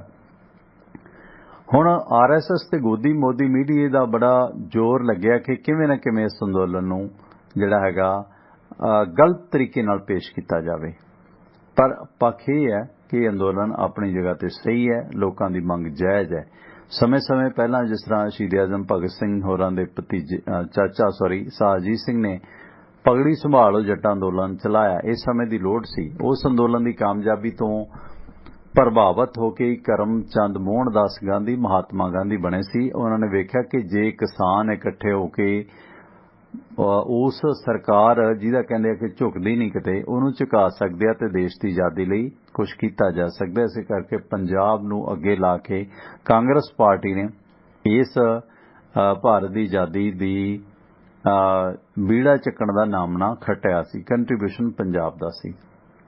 इसी तरह सरदार वल्लभ भाई पटेल भी समय समय किसानां दे हक दे विच विचरदे रहे ने ते उस वक्त वल्लभ भाई पटेल भी कांग्रेस दे आगू सन। पर हुण जिस तरह कांग्रेस बनाम बीजेपी दी टक्कर है, इन्हां ने कांग्रेस दे ही इस आगू क्योंकि गुजराती सन, वल्लभ भाई पटेल कुछ मतभेद इन्हां दे गांधी ते नेहरू नाल सन ते उस नूं कैश कर लिया, अपने खेमे दे विच मर्ज करन दी हर असफल कोशिश कीती है। पर जिहड़ियां आम लोकां दीयां मंगां ने, जो हकूकी जद्दोजहद है, वो हमेशा लोग करते आए ने। सरदार वल्लभ भाई पटेल ने भी इस दे विच अपना योगदान पाया ते इस करके जिहड़े श्री रामचंद्र गुहा के हिस्टोरीयन ने, उन्हां दा मैं आर्टिकल तुहाडे नाल साझा करांगा। उस दौरान ये वाकया 1931 दा है। इंडियन नेशनल कांग्रेस की जिहड़ी मीटिंग कराची शहर दे विच हो रही सी, पाकिस्तान दा जो शहर है समुंदर दे कंढे, उत्थे वल्लभ भाई पटेल नूं कांग्रेस ने 1931 च अपना प्रधान चुन लिया ते भाषण दे शुरू च ही पटेल ने आख्या सी कि तुसीं एक साधारण किसान नूं एडे अहुदे लई चुनिया जिस नूं पाउण दी हर भारती नागरिक तमन्ना रखदा। मैं जाणदा कि गल इन्नी क नहीं, हुण मैनूं जिहड़ा काम है वो बहुत ज़्यादा करना पैना, शायद मैं तुहाडीआं छावां ते पूरीआं ना उतरां, पर फिर भी तुहाडे वल्लों मैं प्रथम सेवक वजों चुनिया गया, कांग्रेस दा प्रधान नहीं। सगों गुजरात वालों कीती बेमिसाल कुर्बानी नूं तुसीं मानता दित्ती है मैनूं कांग्रेस दा प्रधान बना के। तुसीं अपनी दयालता सदका गुजरात नूं माण बख्शिया। 1931 ਦੇ ਵਿੱਚ ਕਾਂਗਰਸ ਨੂੰ ਹੋਂਦ ਵਿੱਚ ਆਇਆ 4 ਦਹਾਕੇ ਜਾਣੀ ਕਿ 40 ਸਾਲ ਹੋ ਚੁੱਕੇ ਸਨ। ਤਾਂ ਵੀ ਤਦ ਤੱਕ ਇਸ ਜਥੇਬੰਦੀ ਦੀ ਅਗਵਾਈ ਦੇ ਲਈ ਇਸ ਕਿਸਾਨ ਪਰਿਵਾਰ ਦੇ ਜੰਮੇ ਸ਼ਖਸ ਨੂੰ ਕਦੇ ਨਹੀਂ ਸੀ ਚੁਣਿਆ ਜਾਣਾ। ਹਾਲਾਂਕਿ ਮਹਾਤਮਾ ਗਾਂਧੀ ਦਾ ਆਪਣਾ ਦਾਅਵਾ ਸੀ ਕਿ ਭਾਰਤ ਪਿੰਡਾਂ 'ਚ ਵਸਦਾ। ਇਸ ਤੋਂ ਪਹਿਲਾਂ ਕਾਂਗਰਸ ਦੇ ਜਿੰਨੇ ਵੀ ਪ੍ਰਧਾਨ ਹੋਏ ਨੇ 40 ਸਾਲਾਂ ਦੇ ਦੌਰਾਨ, ਉਹ ਸ਼ਹਿਰੀ ਜੰਪਲ ਸਨ ਤੇ ਸ਼ਹਿਰਾਂ ਦੇ ਜੰਮੇ ਪਲੇ ਸਨ। ਪਰ ਵੱਲਭ ਭਾਈ ਪਟੇਲ ਪਹਿਲੇ ਕਿਸਾਨ ਪਰਿਵਾਰ 'ਚੋਂ ਸਨ ਜੋ 1931 ਦੇ ਵਿੱਚ 40 ਸਾਲ ਬਾਅਦ ਕਾਂਗਰਸ ਦੇ ਪ੍ਰਧਾਨ ਬਣੇ ਤੇ ਪਹਿਲੀ ਵਾਰ ਕਿਸਾਨ ਦੇ ਆਗੂ ਦੇ ਤੌਰ ਤੇ ਹੀ ਕੌਮੀ ਮੰਜ਼ਰ ਤੇ ਉਹਨਾਂ ਨੇ ਪਹਿਚਾਣ ਬਣਾਈ। ਵੱਲਭ ਭਾਈ ਪਟੇਲ ਦੀਆਂ ਇਤਿਹਾਸਕ ਵਿਰਾਸਤ ਹਾਲੀਆ ਵਿਚਾਰ ਚਰਚਾਵਾਂ ਦੇ ਵਿੱਚ ਆਜ਼ਾਦੀ ਅਤੇ ਦੇਸ਼ ਦੀ ਵੰਡ ਤੋਂ ਤੁਰੰਤ ਬਾਅਦ ਸ਼ਾਹੀ ਰਿਆਸਤਾਂ ਦਾ ਜੋ ਏਕੀਕਰਨ ਤੇ ਕੌਮੀ ਏਕਤਾ ਦੇ ਕਾਰਜ ਨੂੰ ਜੋ ਅੱਗੇ ਉਹਨਾਂ ਨੇ ਵਧਾਇਆ ਸੀ, ਉਹ ਬਹੁਤ ਖਾਸ ਨੁਕਤਾ ਸੀ ਉਹਨਾਂ ਦੀ ਸ਼ਖਸੀਅਤ ਦਾ। जिस तरह पद्मनाभ स्वामी मंदिर का पखंड किया गया कि पद्मनाभ भगवान नहीं मानता कि असीं इंडिया च रलना, उन्होंने भी उसनूं भी उन्होंने बड़ी तकनीकी ते तिकड़मबाजी तरीके दे नाल हल कीता सी। सारे भारतीय रियासतां नूं एकजुट करन दे विच वल्लभ भाई पटेल का बहुत योगदान रहा।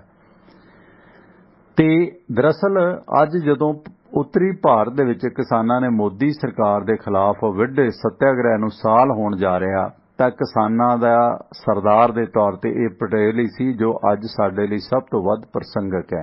ਹੈਰਾਨੀ ਦੀ ਗੱਲ ਹੈ ਕਿ ਕਿਸਾਨ ਹੋਣ ਦੀ ਬਣਾ ਤੇ 40 ਸਾਲ ਬਾਅਦ ਇਹ ਵਿਅਕਤੀ ਵੱਲਭ ਭਾਈ ਪਟੇਲ ਸਿਰਫ ਕਿਸਾਨ ਹੋਣ ਦੀ ਬਣਾ ਤੇ ਆਵਾਮ ਦੀ ਮੰਗ ਤੇ ਜਾਂ ਕਾਂਗਰਸ ਦੀ ਮਜਬੂਰੀ ਦੇ ਤੌਰ ਤੇ 40 ਸਾਲ ਬਾਅਦ ਪ੍ਰਧਾਨ ਬਣੇ, ਸਿਰਫ ਕਿਸਾਨੀ ਗੁਣ ਵਜੋਂ। ਅੱਜ ਕਿਸਾਨਾਂ ਨੂੰ ਇਹ ਬੀਜੇਪੀ ਨਕਾਰ ਰਹੀ ਹੈ ਜਿਹੜੀ ਵੱਲਭ ਭਾਈ ਪਟੇਲ ਦੀ ਵਾਰਸ ਬਣੀ ਹੋਈ ਹੈ। ਅਸਲ ਦੇ ਵਿੱਚ ਇਹ ਜਿਹੜਾ ਬਰਦੌਲੀ ਅੰਦੋਲਨ ਸੀਗਾ, ਇੱਕ ਬਰਦੌਲੀ ਦਾ ਕਿਸਾਨ ਅੰਦੋਲਨ ਸੀ, ਜਿਸ ਤਰ੍ਹਾਂ ਸ਼ੁਰੂਆਤ ਦੇ ਵਿੱਚ 1907 ਦੇ ਵਿੱਚ ਪਗੜੀ ਸੰਭਾਲੋ ਜੱਟਾ ਲਹਿਰ ਸਰਦਾਰ ਅਜੀਤ ਸਿੰਘ ਹੋਰਾਂ ਨੇ ਚਲਾਈ ਤੇ ਜਿੱਤੀ। ਉਸ ਤੋਂ ਬਾਅਦ ਇਹ ਬਰਦੌਲੀ ਦੇ ਵਿੱਚ ਵੀ ਕਿਸਾਨ ਅੰਦੋਲਨ ਚੱਲਿਆ, ਜਿਸ ਦੀ ਕਿਤੇ ਨਾ ਕਿਤੇ ਪਿੱਛੋਂ ਹੋਂਦ ਪ੍ਰਗਟ ਕਰਨ ਦੇ ਵਿੱਚ ਵੱਲਭ ਭਾਈ ਪਟੇਲ ਦਾ ਬਹੁਤ ਯੋਗਦਾਨ ਰਿਹਾ। 1931 ਦੇ ਵਿੱਚ ਜਦੋਂ ਇਹ ਪ੍ਰਧਾਨ ਬਣੇ, ਉਹਦੇ ਪਿੱਛੇ ਜਿਹੜੇ ਇਹ ਕਿਸਾਨ ਆਗੂ ਦੇ ਤੌਰ ਤੇ ਉੱਭਰੇ, ਉਹ ਕਾਰਨ ਸੀ। 1928 ਦੇ ਵਿੱਚ ਵੱਲਭ ਭਾਈ ਪਟੇਲ ਦੀ ਅਗਵਾਈ ਦੇ ਵਿੱਚ ਬਰਦੌਲੀ ਸੱਤਿਆਗ੍ਰਹਿ ਦੇ ਵਿੱਚ ਕਿਸਾਨਾਂ ਦੇ ਆਤਮ ਸਨਮਾਨ ਦੀ ਜੋ ਲੜਾਈ ਲੜੀ, ਉਸ ਦੇ ਵਿੱਚ ਅਹਿੰਸਾ ਦੀ ਤਾਕਤ ਤੇ ਅਜ਼ਮਤ ਨੂੰ ਜੋ ਉਹਨਾਂ ਨੇ ਸਿੱਧ ਕੀਤਾ, ਜਿਵੇਂ ਹੁਣ ਭਾਰਤ ਦੇ ਕਿਸਾਨ ਕਰ ਰਹੇ ਨੇ ਇਸ ਕਿਸਾਨ ਅੰਦੋਲਨ ਦੇ ਵਿੱਚ। ਇਸ ਸੰਘਰਸ਼ ਦੇ ਵਿੱਚ ਦਿਹਾਤੀ ਗੁਜਰਾਤ ਦੇ ਕਿਸਾਨ ਬਸਤੀਵਾਦੀ ਰਾਜਾਂ ਦੀਆਂ ਦਮਨਕਾਰੀਆਂ ਨੀਤੀਆਂ ਦੇ ਖਿਲਾਫ ਲਾਮਬੰਦ ਹੋਏ। यानी कि जिस तरह 1907 ਦੇ ਵਿੱਚ ਪੰਜਾਬ ਦੇ ਕਿਸਾਨਾਂ ਨੇ ਪਗੜੀ ਸੰਭਾਲੋ ਜੱਟਾ ਲਹਿਰ ਸ਼ੁਰੂ ਕੀਤੀ ਤੇ ਜਿੱਤੀ, ਇਸ ਤੋਂ ਪ੍ਰਭਾਵਿਤ ਹੋ ਕੇ ਗੁਜਰਾਤੀ ਕਿਸਾਨਾਂ ਨੇ ਤਕਰੀਬਨ 20-25 ਸਾਲ ਬਾਅਦ ਇਹ ਬਰਦੌਲੀ ਦਾ ਅੰਦੋਲਨ ਸ਼ੁਰੂ ਕਰਿਆ ਅੰਗਰੇਜ਼ ਬਸਤੀਆਂ ਦੇ ਖਿਲਾਫ, ਜਿਸ ਦੀ ਅਗਵਾਈ ਵੱਲਭ ਭਾਈ ਪਟੇਲ ਨੇ ਕੀਤੀ। ਇਸ ਬਰਦੌਲੀ ਦੇ ਅੰਦੋਲਨ ਦੇ ਬਹੁਤ ਸਾਰੇ ਵੇਰਵੇ ਬੰਬੇ ਪ੍ਰੈਜ਼ੀਡੈਂਸੀ ਦੇ ਰਿਕਾਰਡਾਂ ਦੇ ਵਿੱਚ ਮੌਜੂਦ ਨੇ, ਜੋ ਇਸ ਵਕਤ ਮੁੰਬਈ ਦੇ ਮਹਾਰਾਸ਼ਟਰ ਰਾਜ ਦੇ ਪੁਰਾਤਤਵ ਵਿਭਾਗ ਜੋ ਆਰਕੀਓਲੋਜੀਕਲ ਸਰਵੇ ਆਫ ਇੰਡੀਆ ਉਸ ਦੇ ਵਿੱਚ ਰੱਖਿਆ ਹੋਇਆ। ਤੇ ਇਸ ਬਰਦੌਲੀ ਸੱਤਿਆਗ੍ਰਹਿ ਦੇ ਮਹੀਨਿਆਂ ਦੇ ਦੌਰਾਨ ਸਰਦਾਰ ਪਟੇਲ ਨੇ बहुत सारे भाषण ਜਿਹੜੇ ਦਿੱਤੇ ਉਹਨਾਂ ਨੂੰ ਅੱਜ ਵੀ ਜਦੋਂ ਪੜ੍ਹਦੇ ਹੋ ਤਾਂ ਰੌਂਗਟੇ ਖੜੇ ਹੋ ਜਾਂਦੇ ਨੇ। ਜਿਵੇਂ ਅੱਜ ਕਿਸਾਨ ਬੋਲਦੇ ਨੇ, ਅਗਰਾਹਾਂ ਗਰੁੱਪ ਬੋਲਦਾ ਜਾਂ ਰਾਜੇਵਾਲ ਜਾਂ ਹੋਰ ਬੋਲਦੇ ਨੇ, ਜੋ ਉਹ ਬੋਲਦੇ ਨੇ ਉਹਨਾਂ ਦੇ ਵਿੱਚ ਉਹਨਾਂ ਦੇ ਦਿਲ ਦੀ ਹੂਕ ਹੈ ਕਿਸਾਨਾਂ ਦੀ। ਇਸੇ ਤਰ੍ਹਾਂ 1928 ਦੇ ਵਿੱਚ ਜਿਹੜੇ ਭਾਸ਼ਣ ਅੱਜ ਤੁਹਾਨੂੰ ਪੜ੍ਹਨ ਨੂੰ ਮਿਲਦੇ ਨੇ, ਜਿਵੇਂ ਹਿਸਟੋਰੀਅਨ ਸ਼੍ਰੀ ਰਾਮਚੰਦਰ ਗੋਹਾ ਨੇ ਲਿਖਿਆ, ਇਹ ਉਹੀ ਕੁਝ ਹੈ ਜੋ ਉਸ ਵਕਤ ਪਟੇਲ ਨੇ ਕਿਹਾ ਸੀ। ਯਾਨੀ ਲੋਕਾਂ ਦੀ ਇੱਕ ਮੰਗ ਸੀ ਜਿਹੜੀ ਉਸਨੇ ਪੇਸ਼ ਕੀਤੀ। ਹਾਲਾਂਕਿ ਉਹ ਸਿਆਸੀ ਨੇਤਾ ਸੀ, ਕਾਂਗਰਸ ਦੇ ਨੇਤਾ ਸੀ ਸਰਦਾਰ ਪਟੇਲ, ਪਰ ਉਹਨਾਂ ਨੇ ਉਸ ਬਰਦੌਲੀ ਕਿਸਾਨ ਅੰਦੋਲਨ ਦੀ ਅਗਵਾਈ ਕੀਤੀ, ਜਿਵੇਂ ਹੁਣ 43 ਜਥੇਬੰਦੀਆਂ ਕਰ ਰਹੀਆਂ ਨੇ। ਤੇ ਇਸ ਮੌਕੇ ਉਹਨਾਂ ਨੇ ਕਿਸਾਨਾਂ ਨੂੰ ਦਲੇਰੀ ਤੇ ਕੁਰਬਾਨੀ ਦੀ ਅਪੀਲ ਕਰਦੇ ਹੋਏ ਲਿਖਿਆ ਕਿ ਤੁਸੀਂ ਕਿਸ ਚੀਜ਼ ਤੋਂ ਡਰਦੇ ਹੋ? ਜ਼ਬਤੀ ਤੋਂ? ਆਪਣੇ ਬੱਚਿਆਂ ਦੀਆਂ ਸ਼ਾਦੀਆਂ ਤੇ ਹਜ਼ਾਰਾਂ ਰੁਪਏ ਖਰਚ ਕਰ ਦਿੰਦੇ ਹੋ। ਜੇ ਸਰਕਾਰੀ ਅਫਸਰ 200 ਜਾਂ 500 ਰੁਪਏ ਦੀ ਕੋਈ ਚੀਜ਼ ਲੈ ਜਾਣਗੇ, ਜ਼ਬਤੀ ਕਰ ਲੈਣਗੇ, ਕੀ ਫਿਕਰ ਪੈਂਦਾ? ਉਦਾਂ ਵੀ ਤੁਸੀਂ ਸ਼ਾਦੀਆਂ ਤੇ ਇੰਨਾ ਖਰਚਾ ਕਰਦੇ ਹੋ। ਸੋ ਬਰਦੌਲੀ ਦੇ ਕਿਸਾਨਾਂ ਨੂੰ ਮੁਖਾਤਬ ਹੁੰਦਿਆਂ ਸਰਦਾਰ ਪਟੇਲ ਨੇ ਆਖਿਆ ਕਿ ਬਿਹਤਰ ਹੈ ਕਿ ਇਸ ਸੰਘਰਸ਼ ਦੇ ਵਿੱਚ 5000 ਭੇਡਾਂ ਦੀ ਥਾਂ 5 ਅਜਿਹੇ ਬੰਦੇ ਹੋਣ ਜੋ ਮਰਨ ਲਈ ਤਿਆਰ ਹੋਣ। ਇੱਕ ਹੋਰ ਭਾਸ਼ਣ ਦੇ ਵਿੱਚ ਪਟੇਲ ਨੇ ਵਿਅੰਗ ਨਾਲ ਲਿਖਿਆ ਕਿ ਸਰਕਾਰ ਨੇ ਗੁਜਰਾਤ ਦੇ ਕਿਸਾਨਾਂ ਨੂੰ ਦਬਾ ਕੇ ਰੱਖਣ ਲਈ ਆਪਣਾ ਪੂਰਾ ਤਾਣ ਲਾਇਆ ਹੋਇਆ। ਉਹਨਾਂ ਇਹ ਟਿੱਪਣੀ ਕੀਤੀ ਸੀ ਕਿ ਸਰਕਾਰ ਪੱਖੀ ਅਖਬਾਰ ਲਿਖਦੇ ਨੇ ਕਿ ਗੁਜਰਾਤ ਨੂੰ ਗਾਂਧੀ ਦਾ ਤਾਪ ਚੜਿਆ ਹੋਇਆ। ਅਸੀਂ ਉਮੀਦ ਕਰਦੇ ਹਾਂ ਕਿ ਸਾਨੂੰ ਇਹ ਤਾਪ ਚੜ ਜਾਵੇ। ਇਹ ਉਹਨਾਂ ਦੀ ਵਰਡਿੰਗ ਹੈ ਜਿਹੜੀ ਉਹਨਾਂ ਨੇ ਲਿਖੀ ਸੀ। ਇੱਕ ਪੁਲਿਸ ਰਿਪੋਰਟ ਦੇ ਵਿੱਚ ਚੇਤਾਵਨੀ ਭਰੇ ਲਹਿਜੇ ਦੇ ਵਿੱਚ ਪਟੇਲ ਨੇ ਆਖਿਆ ਕਿ ਵੱਲਭ ਭਾਈ ਬਰਦੌਲੀ ਤਾਲੁਕਾ ਦੇ ਕਰੀਬ ਹਰੇਕ ਪਿੰਡ ਦੇ ਮੋਹਤਵਾਰਾਂ ਨਾਲ ਮਸ਼ਵਰਾ ਕਰ ਰਿਹਾ। ਇੱਕ ਪਾਸੇ ਤਾਂ ਤੁਸੀਂ ਵੇਖੋ ਕਿ ਇਹ ਜਿਹੜੀ ਬੀਜੇਪੀ ਹੈ ਪਟੇਲ ਨੂੰ ਹਾਈਲਾਈਟ ਕਰ ਰਹੀ ਹੈ ਜਾਂ ਪਟੇਲ ਦੇ ਨਾਂ ਤੇ ਆਪਣੀ ਰੋਜ਼ੀ ਰੋਟੀ ਚਲਾ ਰਹੀ ਹੈ, ਦੂਸਰੇ ਪਾਸੇ ਉਹ ਪਟੇਲ ਵੀ ਗਾਂਧੀ ਦਾ ਭਗਤ ਸੀ। ਬਸਤੀਵਾਦੀ ਰਾਜ ਦੇ ਪੁਰਾਤਤਵ ਰਿਕਾਰਡ ਦੇ ਨਾਲ ਹੀ ਇੱਕ ਸ਼ਾਨਦਾਰ ਅਖਬਾਰ ਬੰਬੇ ਕ੍ਰੋਨਿਕਲ, ਜੋ ਹੁਣ ਬੰਦ ਹੋ ਗਿਆ, ਇਸ ਬੰਬੇ ਕ੍ਰੋਨਿਕਲ ਅਖਬਾਰ ਦੀਆਂ ਜਿਹੜੀਆਂ ਕੁਝ ਪੁਰਾਣੀਆਂ ਲਘੂ ਫਿਲਮਾਂ ਵੀ ਮਿਲਦੀਆਂ ਨੇ। ਅਪ੍ਰੈਲ 1928 ਦੇ ਅਖੀਰਲੇ ਹਫ਼ਤੇ ਕ੍ਰੋਨਿਕਲ ਨੇ ਕਿਸਾਨ ਅੰਦੋਲਨ ਦੀ ਸਰਗਰਮੀ ਨਾਲ ਰਿਪੋਰਟ ਦਿੱਤੀ ਸੀ ਕਿ ਕੱਲ ਰਾਤੀ ਬਰਾੜ ਦੇ ਵਿੱਚ ਹੋਈ ਕਾਸ਼ਤਕਾਰਾਂ ਦੀ ਇੱਕ ਮੀਟਿੰਗ ਦੇ ਵਿੱਚ ਵੱਲਭ ਭਾਈ ਪਟੇਲ ਉਤਸ਼ਾਹ ਤੇ ਸ਼ਰਧਾ ਦੇ ਨਜ਼ਾਰੇ ਦੇ ਨਾਲ ਲੋਕਾਂ ਦੇ ਸਾਹਮਣੇ ਪ੍ਰਗਟ ਹੋਇਆ।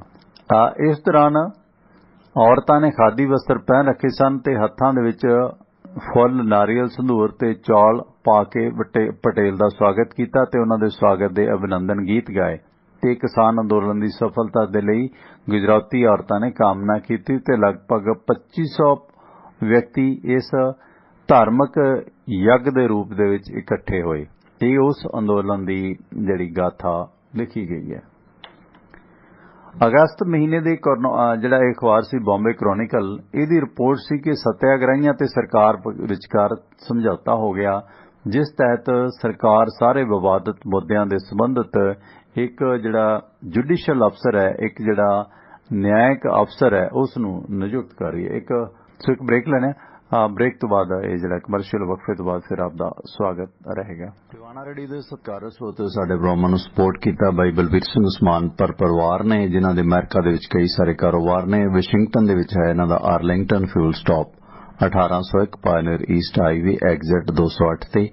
ਇਸ ਲੋਕੇਸ਼ਨ ਤੇ ਤੁਹਾਨੂੰ ਫ੍ਰੀ ਕਾਫੀ, ਈਮੇਲ, ਫੈਕਸ ਕਰਨ ਦੀ ਸੁਵਿਧਾ ਤੇ ਟਰੱਕ ਪਾਰਕਿੰਗ ਫ੍ਰੀ ਹੈ, ਨਾਲ ਟਰੱਕਾਂ ਦਾ ਸਮਾਨ ਸਮੱਗਰੀ ਇੱਥੋਂ ਖਰੀਦ ਸਕਦੇ ਹੋ। ਵਾਸ਼ਿੰਗਟਨ ਸਟੇਟ ਦੇ ਵਿੱਚ Arlington Fuel Stop, 1801 Pioneer East Highway exit 208। ਦੂਜੀ ਲੋਕੇਸ਼ਨ ਦੋਸਤੋ ਇਹਨਾਂ ਦੀ ਹੈ ਕੈਲੀਫੋਰਨੀਆ ਦੇ ਵਿੱਚ, ਉਹ ਹੈ ਲੌਸਟਿਲ ਟਰੈਵਲ ਸੈਂਟਰ, 1414 ਅਲੋਮਾ ਸਟਰੀਟ, ਲੌਸਟਿਲ ਐਗਜ਼ਿਟ 278 ਪੈਂਦਾ ਹੈ। ਇਸ ਲੋਕੇਸ਼ਨ ਤੇ ਤੁਹਾਨੂੰ ਫ੍ਰੀ ਚਾਹ, ਸ਼ਾਵਰ, ਲਾਂਡਰੀ ਤੇ ਓਵਰਨਾਈਟ ਟਰੱਕ ਪਾਰਕਿੰਗ ਦੀਆਂ ਸਹੂਲਤਾਂ ਫ੍ਰੀ ਨੇ।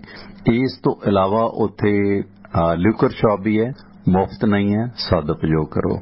ਤੇ ਇਸ ਤੋਂ ਇਲਾਵਾ ਬਲਬੀਰ ਸਿੰਘ ਉਸਮਾਨਪੁਰ ਹੋਰਾਂ ਦਾ ਫਿਊਲ ਕੰਪਨੀ ਦਾ ਕਾਰੋਬਾਰ ਹੈ, ਮਸਲਨ Delta Fuel company, Mobil Exxon, Marathon fuel ਕੰਪਨੀਆਂ ਨੇ, ਜਿਨ੍ਹਾਂ ਤੋਂ ਗੈਸ ਸਟੇਸ਼ਨਾਂ ਵਾਲੇ ਸੱਜਣ ਫਿਊਲ ਫਰੈਂਚਾਈਜ਼ ਬ੍ਰਾਂਡਡ ਤੇ ਅਨਬ੍ਰਾਂਡਡ ਡੀਜ਼ਲ ਖਰੀਦ ਸਕਦੇ ਨੇ। ਕੋਈ ਡੀਲ ਬਣਾਉਣੀ ਹੈ, ਸਾਹ ਬਲਬੀਰ ਸਿੰਘ ਉਸਮਾਨਪੁਰ ਹੋਰਾਂ ਦੇ ਭਰਾ ਸਾਹ ਹਰਜਾਪ ਸਿੰਘ ਦਾ ਨੰਬਰ ਨੋਟ ਕਰ ਲਓ, 425 232 8413, 4252328413 ਨੰਬਰ ਹੈ ਸਾਹ ਹਰਜਾਪ ਸਿੰਘ ਹੋਰਾਂ ਦਾ। ਧੰਨਵਾਦ ਦੋਸਤੋ, ਤੁਸੀਂ ਫੀਡਬੈਕ ਦਿੱਤੀ ਹੈ ਕਿ ਆਵਾਜ਼ ਦੀ ਥੋੜੀ ਦਿੱਕਤ ਸੀ, ਮੇਰੇ ਖਿਆਲ ਓਕੇ ਹੋ ਗਈ ਹੁਣ, ਮਿਹਰਬਾਨੀ। ਤੇ ਇਸ ਤਰ੍ਹਾਂ ਆਪਣੀ ਗੱਲਬਾਤ ਚੱਲ ਰਹੀ ਸੀ ਜਿਹੜਾ ਬਰਦੌਲੀ ਦੇ ਵਿੱਚ ਕਿਸਾਨ ਅੰਦੋਲਨ 1928 ਦੇ ਵਿੱਚ ਵੱਲਭ ਭਾਈ ਪਟੇਲ ਨੇ ਕੀਤਾ ਸੀ। ਸੋ ਉਸ ਅੰਦੋਲਨ ਤੇ ਅੱਜ ਦੇ ਅੰਦੋਲਨ ਦੀ ਕੀ ਪ੍ਰਸੰਗਿਕਤਾ ਹੈ? ਸੋ ਉਹ ਅੰਦੋਲਨ ਹੁਣ ਮੋਦੀ ਸਰਕਾਰ ਦੇ ਇਸ ਰਹਿਬਰ खास करके वल्लभ भाई पटेल ने कीता सी, जिहदियां एडियां एडियां मूर्तियां जिहड़ियां 3000 करोड़ दीयां मूर्तियां बनाईਆਂ ने, उन्हां नूं भी गुजराती किसान, क्योंकि पंजाब दे किसान जिहड़े सी 1907 ਦੇ इस पगड़ी संभालो जट्टा किसान अंदोलन के दौरान अपने हकूक काफ़ी हद तक लै गए सन। पर गुजरात दे विच जिस तरह गुजराती किसानां दी लुੱਟ सी, उस दौरान बरदौली दे विच फिर वल्लभ भाई पटेल नूं 1928 दे विच ਇਹ गुजराती किसानां दा अंदोलन चलाउणा पिया, जिस दे दौरान वो एक किसान नेता दे तौर ते 1928 दे विच उभरे। इसे नेता दे तौर ते उभर दी बिनाह ते ही 1931 दे विच कांग्रेस ने 40 साल दे वक्फे तो बाद कोई पहला किसानी पिछोकड़ वाला व्यक्ति अपना प्रधान चुनिया सी। ये किसान अंदोलन दी एक प्रसंगिकता। ये नहीं हुंदा कि ये लोग हुण जिस तरह RSS दा, बीजेपी दा, मोदी ते गोदी ते बोदी मीडिया दा जोर लग्या पिया कि इस अंदोलन नूं खत्म किया जाए। सो ये हकूक दे अवाम दे अंदोलन है, कारपोरेट लुੱਟ दे खिलाफ, जिस दे विच वल्लभ भाई पटेल ने भी अपना बरदौली दा ये अंदोलन कामयाबी नाल जित्तिया ते अपना कद भी वड्डा कीता, जिस दी बिनाह ते ही वो कांग्रेस दे प्रधान बने सन। सो बीजेपी दे भगतां नूं ये गल समझ लैनी चाहिदी है। ते अगस्त महीने जिहड़ा ये बॉम्बे क्रॉनिकल अखबार सी, उहदी रिपोर्ट सी कि सत्याग्रहियां ते सरकार दे विचकार समझौता हो गया, जिस तहत सरकार सारे विवादित मुद्दों के संबंध विच एक न्यायिक अफसर ते उसदे नाल एक माल अफसर तो जांच करवाउण दे लई राजी हो गई है। सरकार ने सारे किसान सत्याग्रहियां नूं रिहा कर दिता ते पिंड दे मुखियां नूं बहाल कर दिता गया सी, जिन्हां नूं मुखिया दे अहुदे तो ला दिता सी किसान अंदोलन चलाउण दी बिनाह ते। सो इस बरदौली सत्याग्रह के बारे 1929 दे विच छपी अपनी किताब दे विच महादेव देसाई लिखते ने कि किसानां दी स्थिति बारे सरदार पटेल दी दो तरफा धारणा सी। एक सी हकीकी समाजिक अर्थचारे दे विच किसान दे उच्चे दुमालड़े मकाम बारे उन्हां दी सोच, जदों कि जनतक मामलिਆਂ दे विच उन्हां दी बेहद नीवीं स्थिति दा उन्हां नूं रंज सी। भारत दे किसान बारे सरदार पटेल दा कहना सी कि ये ਉਹ उत्पादक है ਜਦੋਂ कि बाकी उसते पालन वाले जीव ने, जानी कि उसनूं उत्पादक आख्या सी ते बाकी भारतीयों नूं उसते पालन वाले जीव आख्या सी। देसाई लिखते हैं कि बरदौली सत्याग्रह इस करके सफल रहा क्योंकि सरदार पटेल ने अपने साथी किसानों नूं दो पाठ पढ़ाए सन, एक निडरता दा ते दूसरा एकता दा सबक। सो अज किस आधार ते इस किसानां दी जायज़ मंग नूं इह भाजपा दा भौंपू लाना भंड रहा, यह गल समझों बाहर है। डॉक्टर रामचंद्र गुहा हिस्टोरीयन योगी इंडिया दे लिखते हैं कि पटेल की अगवाई दे विच लड़िया गया यह बरदौली किसान अंदोलन अज चल रहे किसान अंदोलन दे विचकार तकरीबन 100 साल का फर्क है, 100 घट। इस दौरान तकरीबन 100 साल का फर्क है, 7 घट। ते ये अंतर तो है पर इसदियां मानतावां समानतावां दरकिनार नहीं कीतियां जा सकदियां। एक पासे औरतां इस मौजूदा किसान अंदोलन नूं मगदा रखण लई अपनी भूमिका निभा रहीआं ने ते सत्याग्रहियां दे हौसले दे अगे सिर निभदा, जिन्हां ने सर्दी गर्मी मींह ते महामारी करोना नूं सह के भी अंदोलन नूं मੱਠਾ नहीं पैण दित्ता। दूजे बने इस किसान अंदोलन नूं पाटो-धड़ करन ते इसते आगूआं दे खिलाफ कूड़ प्रचार करन च जिस तरह रियासत ते सरकार ने कोई कसर नहीं छड्डी, इसी तरह 28 जुलाई 1928 नूं बरदौली अंदोलन दे जारी कीते एक नोट दे विच बंबई सरकार ने दावा कीता सी कि सरदार पटेल ने जानबुझ के गांधी नूं अंदोलन तो लांभे कीता होया, क्योंकि वो नहीं चाहुंदा कि इसकी वागडोर अजिहे बंदे दे हत्थ आवे जो हिंसा दे खिलाफ है, जो सूत कत्तण छुआछात जहे मुद्दों ते जोर देके इस मुद्दे नूं धुंधला पा सकता है। इस रिपोर्ट दे विच इत्थों तक कहा गया सी कि वल्लभ भाई पटेल खुद बोतल दे शकीन ने ते कई पक्षां तो रूसपतन यानी कि रूसी पुरातन पंथी चर्च का सलाहकार ते उस तो बहुते जुदा नहीं है। यानी कि उदों दे अखबारां ने इस बीजेपी दे महापुरुष जां बीजेपी दे रब वल्लभ भाई पटेल नूं भंडिया सी। ये उसे अखबारां दीयां रिपोर्टां ने जो 1928 दे विच इह इतिहासकार ने साझा कीता। मसलन कि अंदोलनां नूं चलाउण वाले व्यक्तियां नूं बदनाम कीता जांदा हमेश, क्योंकि उस वक्त कि इहने महात्मा गांधी नूं लांभे कर दिता ते आप आगू बन गया। जिवें हुण भी किसान अंदोलन दे आगू ठीक है कुछ कचकरड़ हो सकदे ने, पर जे वो गलत समझौता करदे ने तुसीं फिर टंबे चुको, फिर उन्हां दे बखीए देड़ो। सो इस करके उस वक्त भी मीडिया ने सरदार पटेल नूं भी नहीं सी बख्शिया ते हुण ते मीडिया ही अपना सरकार दा ते उस ते रसपुतन जानी कि रूस का पुरातन चर्च का सलाहकार होने के भी दोष लगे। जिवें अजकल RSS के बहुत सारे पत्रकार बीजेपी के भंपू ते बोधी मीडिया वाले जां कुछ अजिहियां जथेबंदियां जिहड़ियां कि खालिस्तान का अखौती हेज दिखाउंदियां ने, वो भी इस अंदोलन नूं कामरेडां दा अंदोलन, कांग्रेस का अंदोलन ते कांग्रेसी ने जिहड़े वो इहनूं खालिस्तानी अंदोलन ते जिहड़े हिंदुस्तानी ने वो इन्हां नूं खालिस्तानी ते पाकिस्तानी अंदोलन करार रहे हैं। दोस्तों, ये अंदोलन सिर्फ इंसानी अंदोलन है। सो इसे करके समर्पित है इस चीज़ नूं, क्योंकि ये वेदना जे ये अंदोलन फेल होंदा तो यकीन जाणो मेरे लिए बहुत सदमा रहेगा, क्योंकि ये आवाम का अंदोलन है। इस करके असीं बतौर इंसान, बतौर पत्रकार इहदे हक दे विच खड़े हैं। इसे करके सब कुछ झल भी रहे हैं ते झल्लांगे भी, कोई आसान नहीं। एक इंसान की जिम्मेवारी है जिहड़ी निभाउण दी माड़ी मोटी कोशिश कर रहे हैं। सो 1920 दे विच अंग्रेज़ां दे वफादारां दे विच ब्राह्मण माली अफसर ते गुजरात तो बाहरले गुंडिਆਂ ਨੂੰ शामिल किया गया। यानी कि तुसीं वाਕਿया देखो कि उस वक्त की कुछ होया सी। 1920 दे विच अंग्रेज़ां दे वफादारां दे विच ब्राह्मण माली अफसर नियुक्त किए गए ते गुजरात तो बाहरले गुंडिਆਂ ਨੂੰ शामिल किया गया। 1920 ਦੇ ਵਿੱਚ ਵੀ पुलिस ਤੇ गोदी मीडिया इसे उत्तर बस्ती राज ਦੀ खिदमत ਦੇ ਵਿੱਚ ਲੱਗੇ ਹੋਏ ਨੇ, ਜਿਨ੍ਹਾਂ ਦਾ ਪਹਿਲਾ ਕੰਮ ਕਿਸਾਨਾਂ ਨੂੰ ਦਬਾਉਣਾ, ਦੂਜਾ ਅੰਦੋਲਨ ਦੇ ਸੰਦੇਸ਼ ਤੇ ਇਸ ਤੇ ਆਗੂਆਂ ਦੇ ਕਿਰਦਾਰ ਨੂੰ ਭੰਡਣਾ ਤੇ ਤੋੜਨਾ ਮਰੋੜਨਾ। ਮਸਲਨ ਉਹੀ ਕੁਝ ਹੋ ਰਿਹਾ ਜੋ ਉਸ ਵਕਤ ਅੰਗਰੇਜ਼ਾਂ ਨੇ ਕੀਤਾ ਕਿ ਕੁਝ ਆਪਣੇ ਵਫਾਦਾਰ ਬ੍ਰਾਹਮਣ ਮਾਲੀ ਅਫਸਰ ਤੇ ਕੁਝ ਗੁਜਰਾਤ ਤੋਂ ਬਾਹਰਲੇ ਗੁੰਡੇ ਲਿਆ ਕੇ ਇਸ ਬਰਦੌਲੀ ਦੇ ਅੰਦੋਲਨ ਨੂੰ ਖੰਡਾਉਣ ਦੀ ਕੋਸ਼ਿਸ਼ ਕੀਤੀ, ਜੋ 2020 ਦੇ ਵਿੱਚ ਹੋ ਰਹੀ ਹੈ। ਤੇ वल्लभ भाई पटेल ਦੇ ਪਹਿਲੇ ਜੀਵਨੀਕਾਰ ਜਿਨ੍ਹਾਂ ਨੇ ਦੀ ਜੀਵਨਾ ਲਿਖੀ ਸੀ, ਆਟੋਬਾਇਓਗ੍ਰਾਫੀ ਲਿਖੀ ਸੀ, ਨਰਹਰੀ ਪਾਰਖ ਨੇ ਕਿਸਾਨਾਂ ਦੇ ਨਾਂ ਤੇ ਉਹਨਾਂ ਦੇ ਇਸ ਕਥਨ ਦਾ ਵਰਣਨ ਕੀਤਾ ਕਿ ਇੱਕ ਗੱਲ ਚੇਤੇ ਰੱਖਣਾ ਕਿ ਜਿਹੜੇ ਤੁਹਾਡੇ ਵਿੱਚੋਂ ਲੋਕ ਸੱਚਾਈ ਦੀ ਖਾਤਰ ਆਪਣਾ ਸਭ ਕੁਝ ਵਾਰਨ ਨੂੰ ਤਿਆਰ ਨੇ, ਅੰਤਮ ਜਿੱਤ ਉਹਨਾਂ ਦੀ ਹੀ ਹੋਣੀ ਹੈ। ਜਿਹੜੇ ਲੋਕਾਂ ਨੇ ਅਫਸਰਾਂ ਨਾਲ ਹੱਥ ਮਿਲਾ ਲਏ ਨੇ, ਸਰਕਾਰ ਨਾਲ ਆਪਣੀ ਸਾਂਝ ਪਿਆਲੀ ਕਰ ਲਈ ਹੈ, ਉਹਨਾਂ ਨੂੰ ਆਪਣੀ ਕਰਤੂਤ ਤੇ ਪਛਤਾਉਣਾ ਪਵੇਗਾ।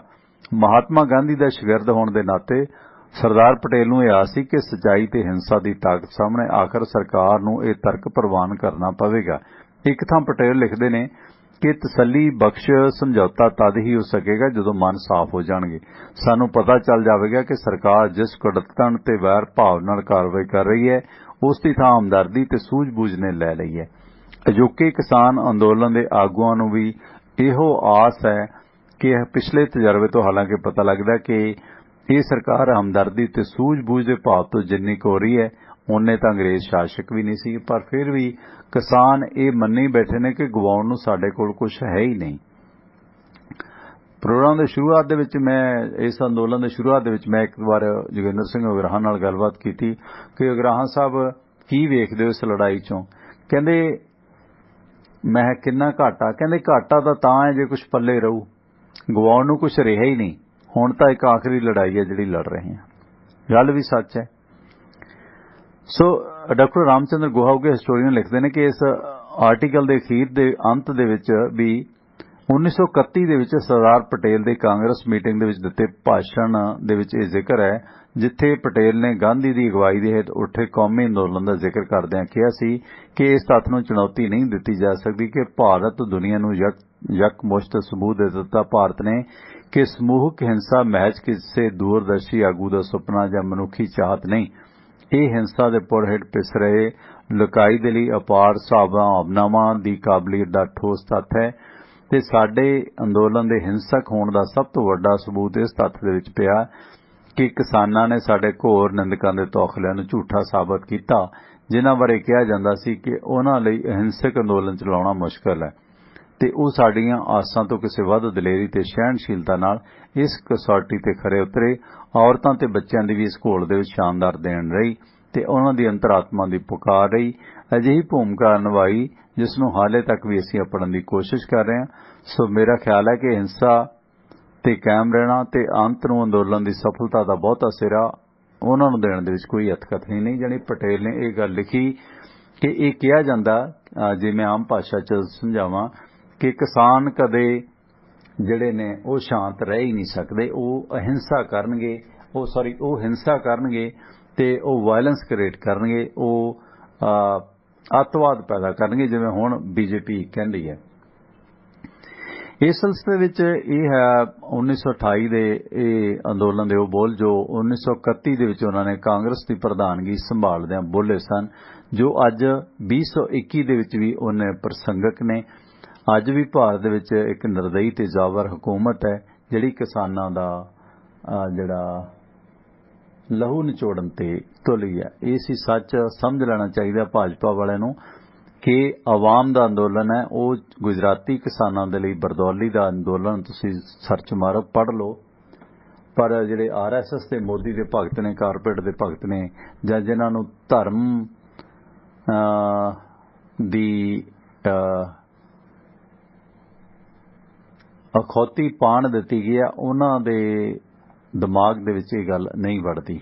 ਤੇ ਕੁਝ ਖਬਰਾਂ ਨੇ ਗੁਰਦਾਸਪੁਰ ਤੋਂ ਮੰਦਭਾਗੀਆਂ ਖਬਰਾਂ ਨੇ ਕਿ ਗੁਰਦਾਸਪੁਰ ਦੇ ਵਿੱਚ ਗੈਰ ਕਾਨੂੰਨੀ ਬੁੱਚੜਖਾਨੇ ਦੇ ਵਿੱਚ ਹਥੌੜੇ ਨਾਲ ਗਊਆਂ ਨੂੰ ਮਾਰਿਆ ਜਾ ਰਿਹਾ ਸੀ ਤੇ ਪੁਲਿਸ ਨੇ ਅੱਧੀ ਰਾਤ ਆਪਰੇਸ਼ਨ ਕਰਕੇ 11 ਕਸਾਈਆਂ ਨੂੰ ਫੜਿਆ।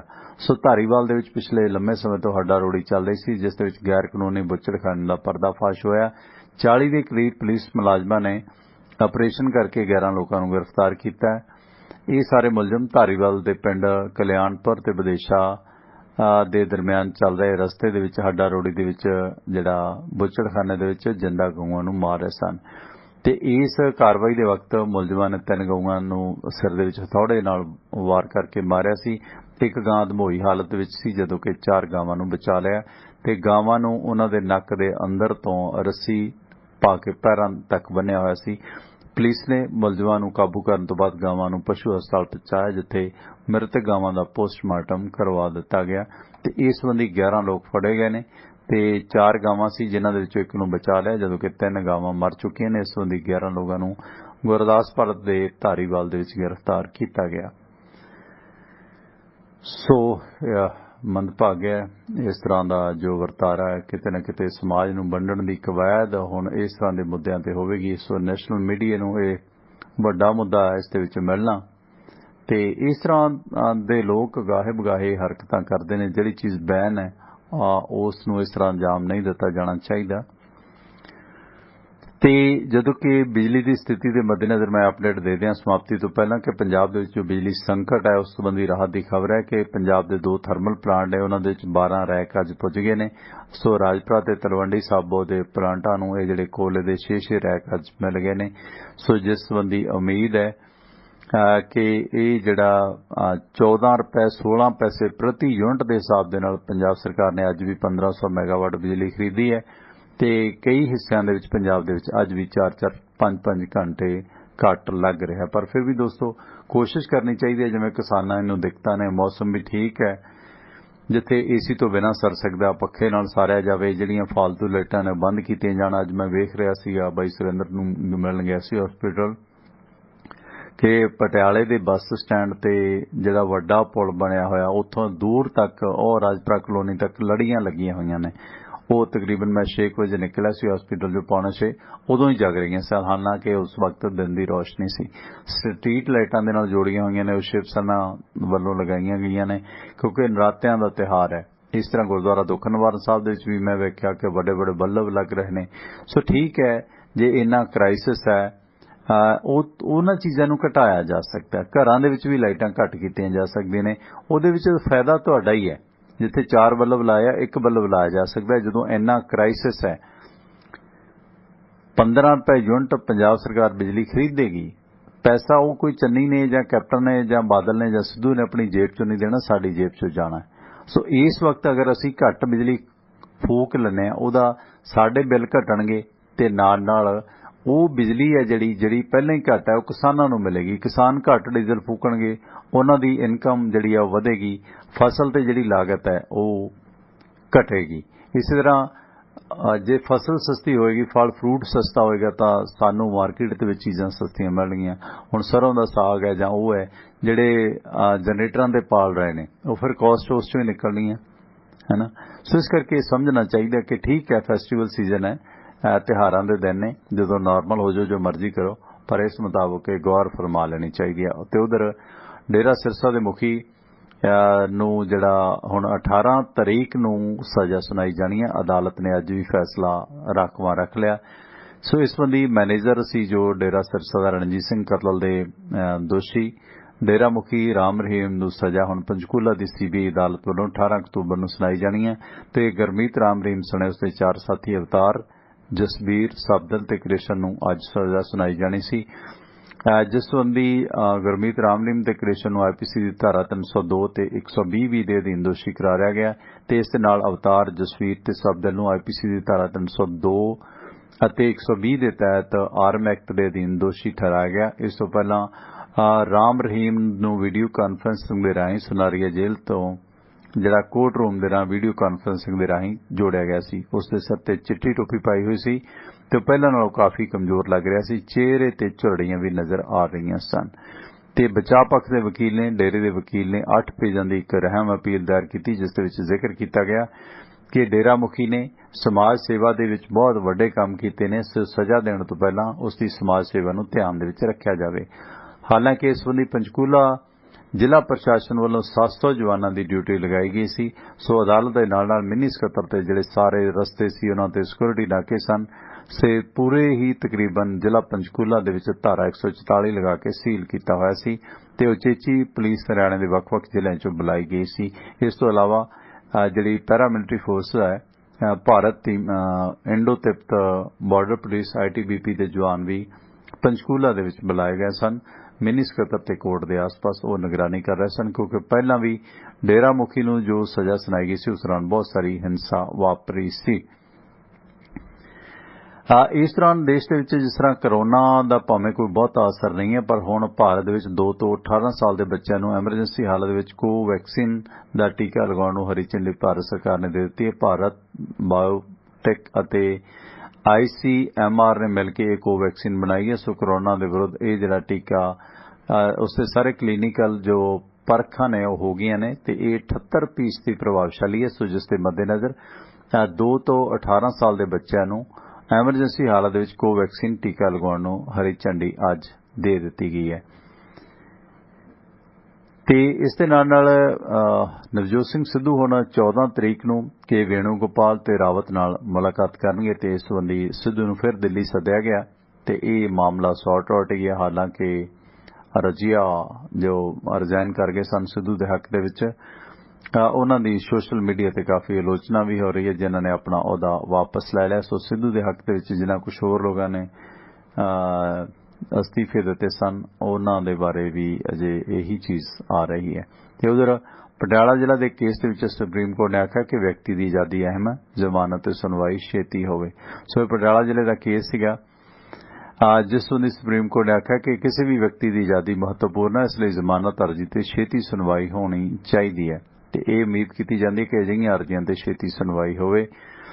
ਸੋ ਇਸ ਮੁਤਲਕ ਪੰਜਾਬ ਦੇ ਪਟਿਆਲਾ ਜ਼ਿਲ੍ਹੇ ਦੇ ਦਰਜ ਇੱਕ ਕੇਸ ਦੇ ਵਿੱਚ ਇਸ ਸਾਲ ਮਾਰਚ ਦੇ ਵਿੱਚ ਹਿਰਾਸਤ ਵਿੱਚ ਲੈ ਗਏ ਮੁਲਜ਼ਮ ਵੱਲੋਂ ਇਹ ਪਟੀਸ਼ਨ ਦਾ ਨਿਪਟਾਰਾ ਕੀਤਿਆਂ ਇਹ ਟਿੱਪਣੀ ਕੀਤੀ ਗਈ ਹੈ ਤੇ ਹਾਲਾਂਕਿ ਇਸ ਪਟੀਸ਼ਨ ਤੇ ਜ਼ਮਾਨਤ ਦੀ ਅਰਜ਼ੀ ਪੰਜਾਬ ਹਰਿਆਣਾ ਹਾਈ ਕੋਰਟ ਤੁਰੰਤ ਸੁਣੇਗੀ ਜੋ 1 ਸਾਲ ਤੋਂ ਜ਼ਮਾਨਤ ਦੀ ਉਡੀਕ ਕਰ ਰਿਹਾ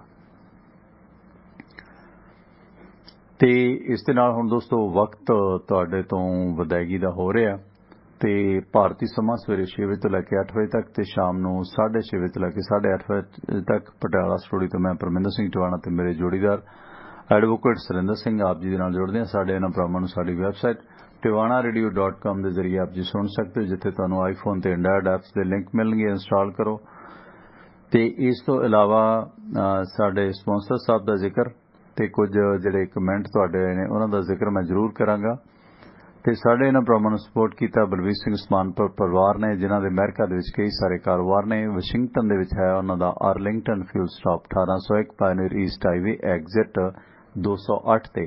ਇਸ ਲੋਕੇਸ਼ਨ ਤੇ ਤੁਹਾਨੂੰ ਫ੍ਰੀ ਕਾਫੀ ਈਮੇਲ ਫੈਕਸ ਕਰਨ ਦੀ ਸੁਵਿਧਾ ਤੇ ਟਰੱਕ ਪਾਰਕਿੰਗ ਫ੍ਰੀ ਮਿਲੇਗੀ ਤੇ ਨਾਲ ਟਰੱਕਾਂ ਦਾ ਸਮਾਨ ਸਮੱਗਰੀ ਇੱਥੋਂ ਖਰੀਦ ਸਕਦੇ ਹੋ।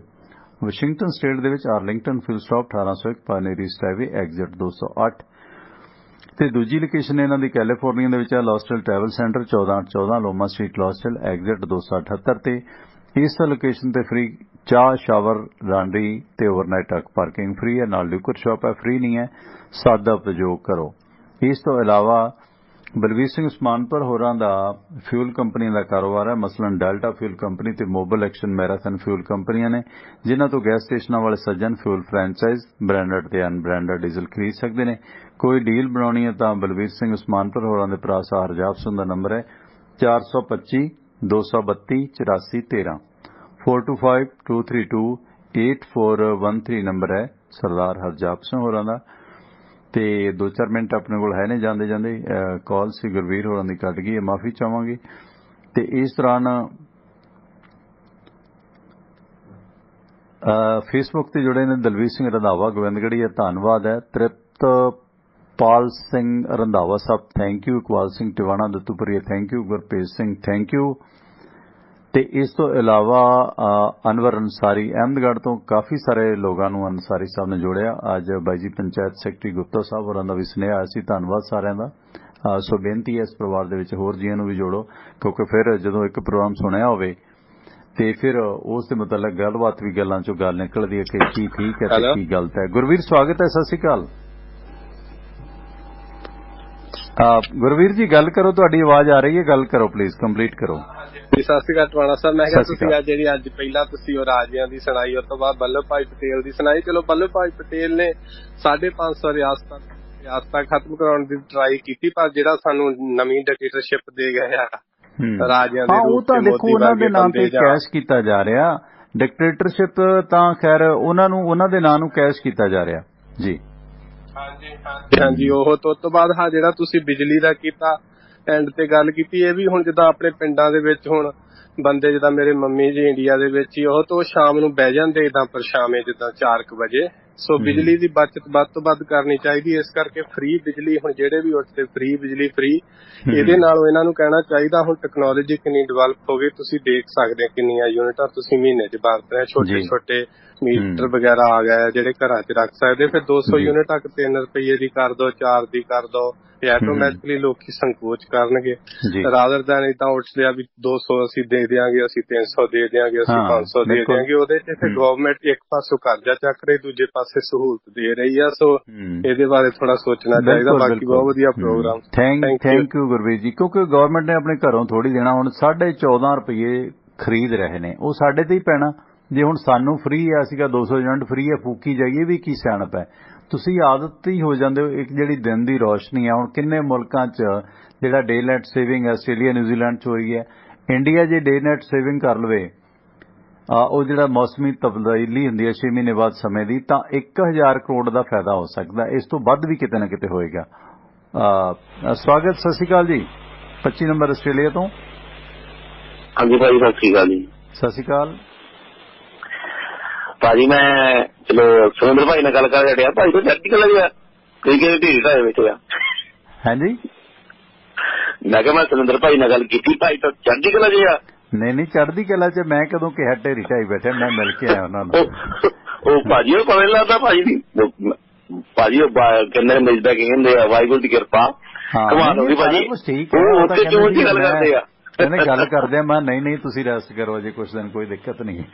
ਆਹੋ ਨਹੀਂ ਉਹ ਕਹਿੰਦੇ ਮੈਂ ਤਾਂ ਤਿਆਰ ਆ ਕੰਜੀ ਭਾਜੀ। ਮੈਂ ਕਿਹਾ ਭਾਈ ਲੱਗਦਾ ਵੀ ਤੁਸੀਂ ਤਿਆਰ ਹੋ।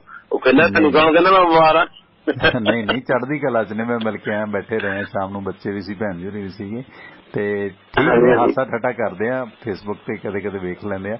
ਅਜੇ ਥੋੜੀ ਪੇਨ ਵਗੈਰਾ ਹੈਗੀ ਆ, ਕਿਉਂਕਿ ਦੇਖੋ ਪੇਨ ਕਿਲਰ ਬੱਚੇ ਨੇ, ਇੱਕ ਜਗ੍ਹਾ ਬੈਠ ਹੋ ਜਾਂਦਾ।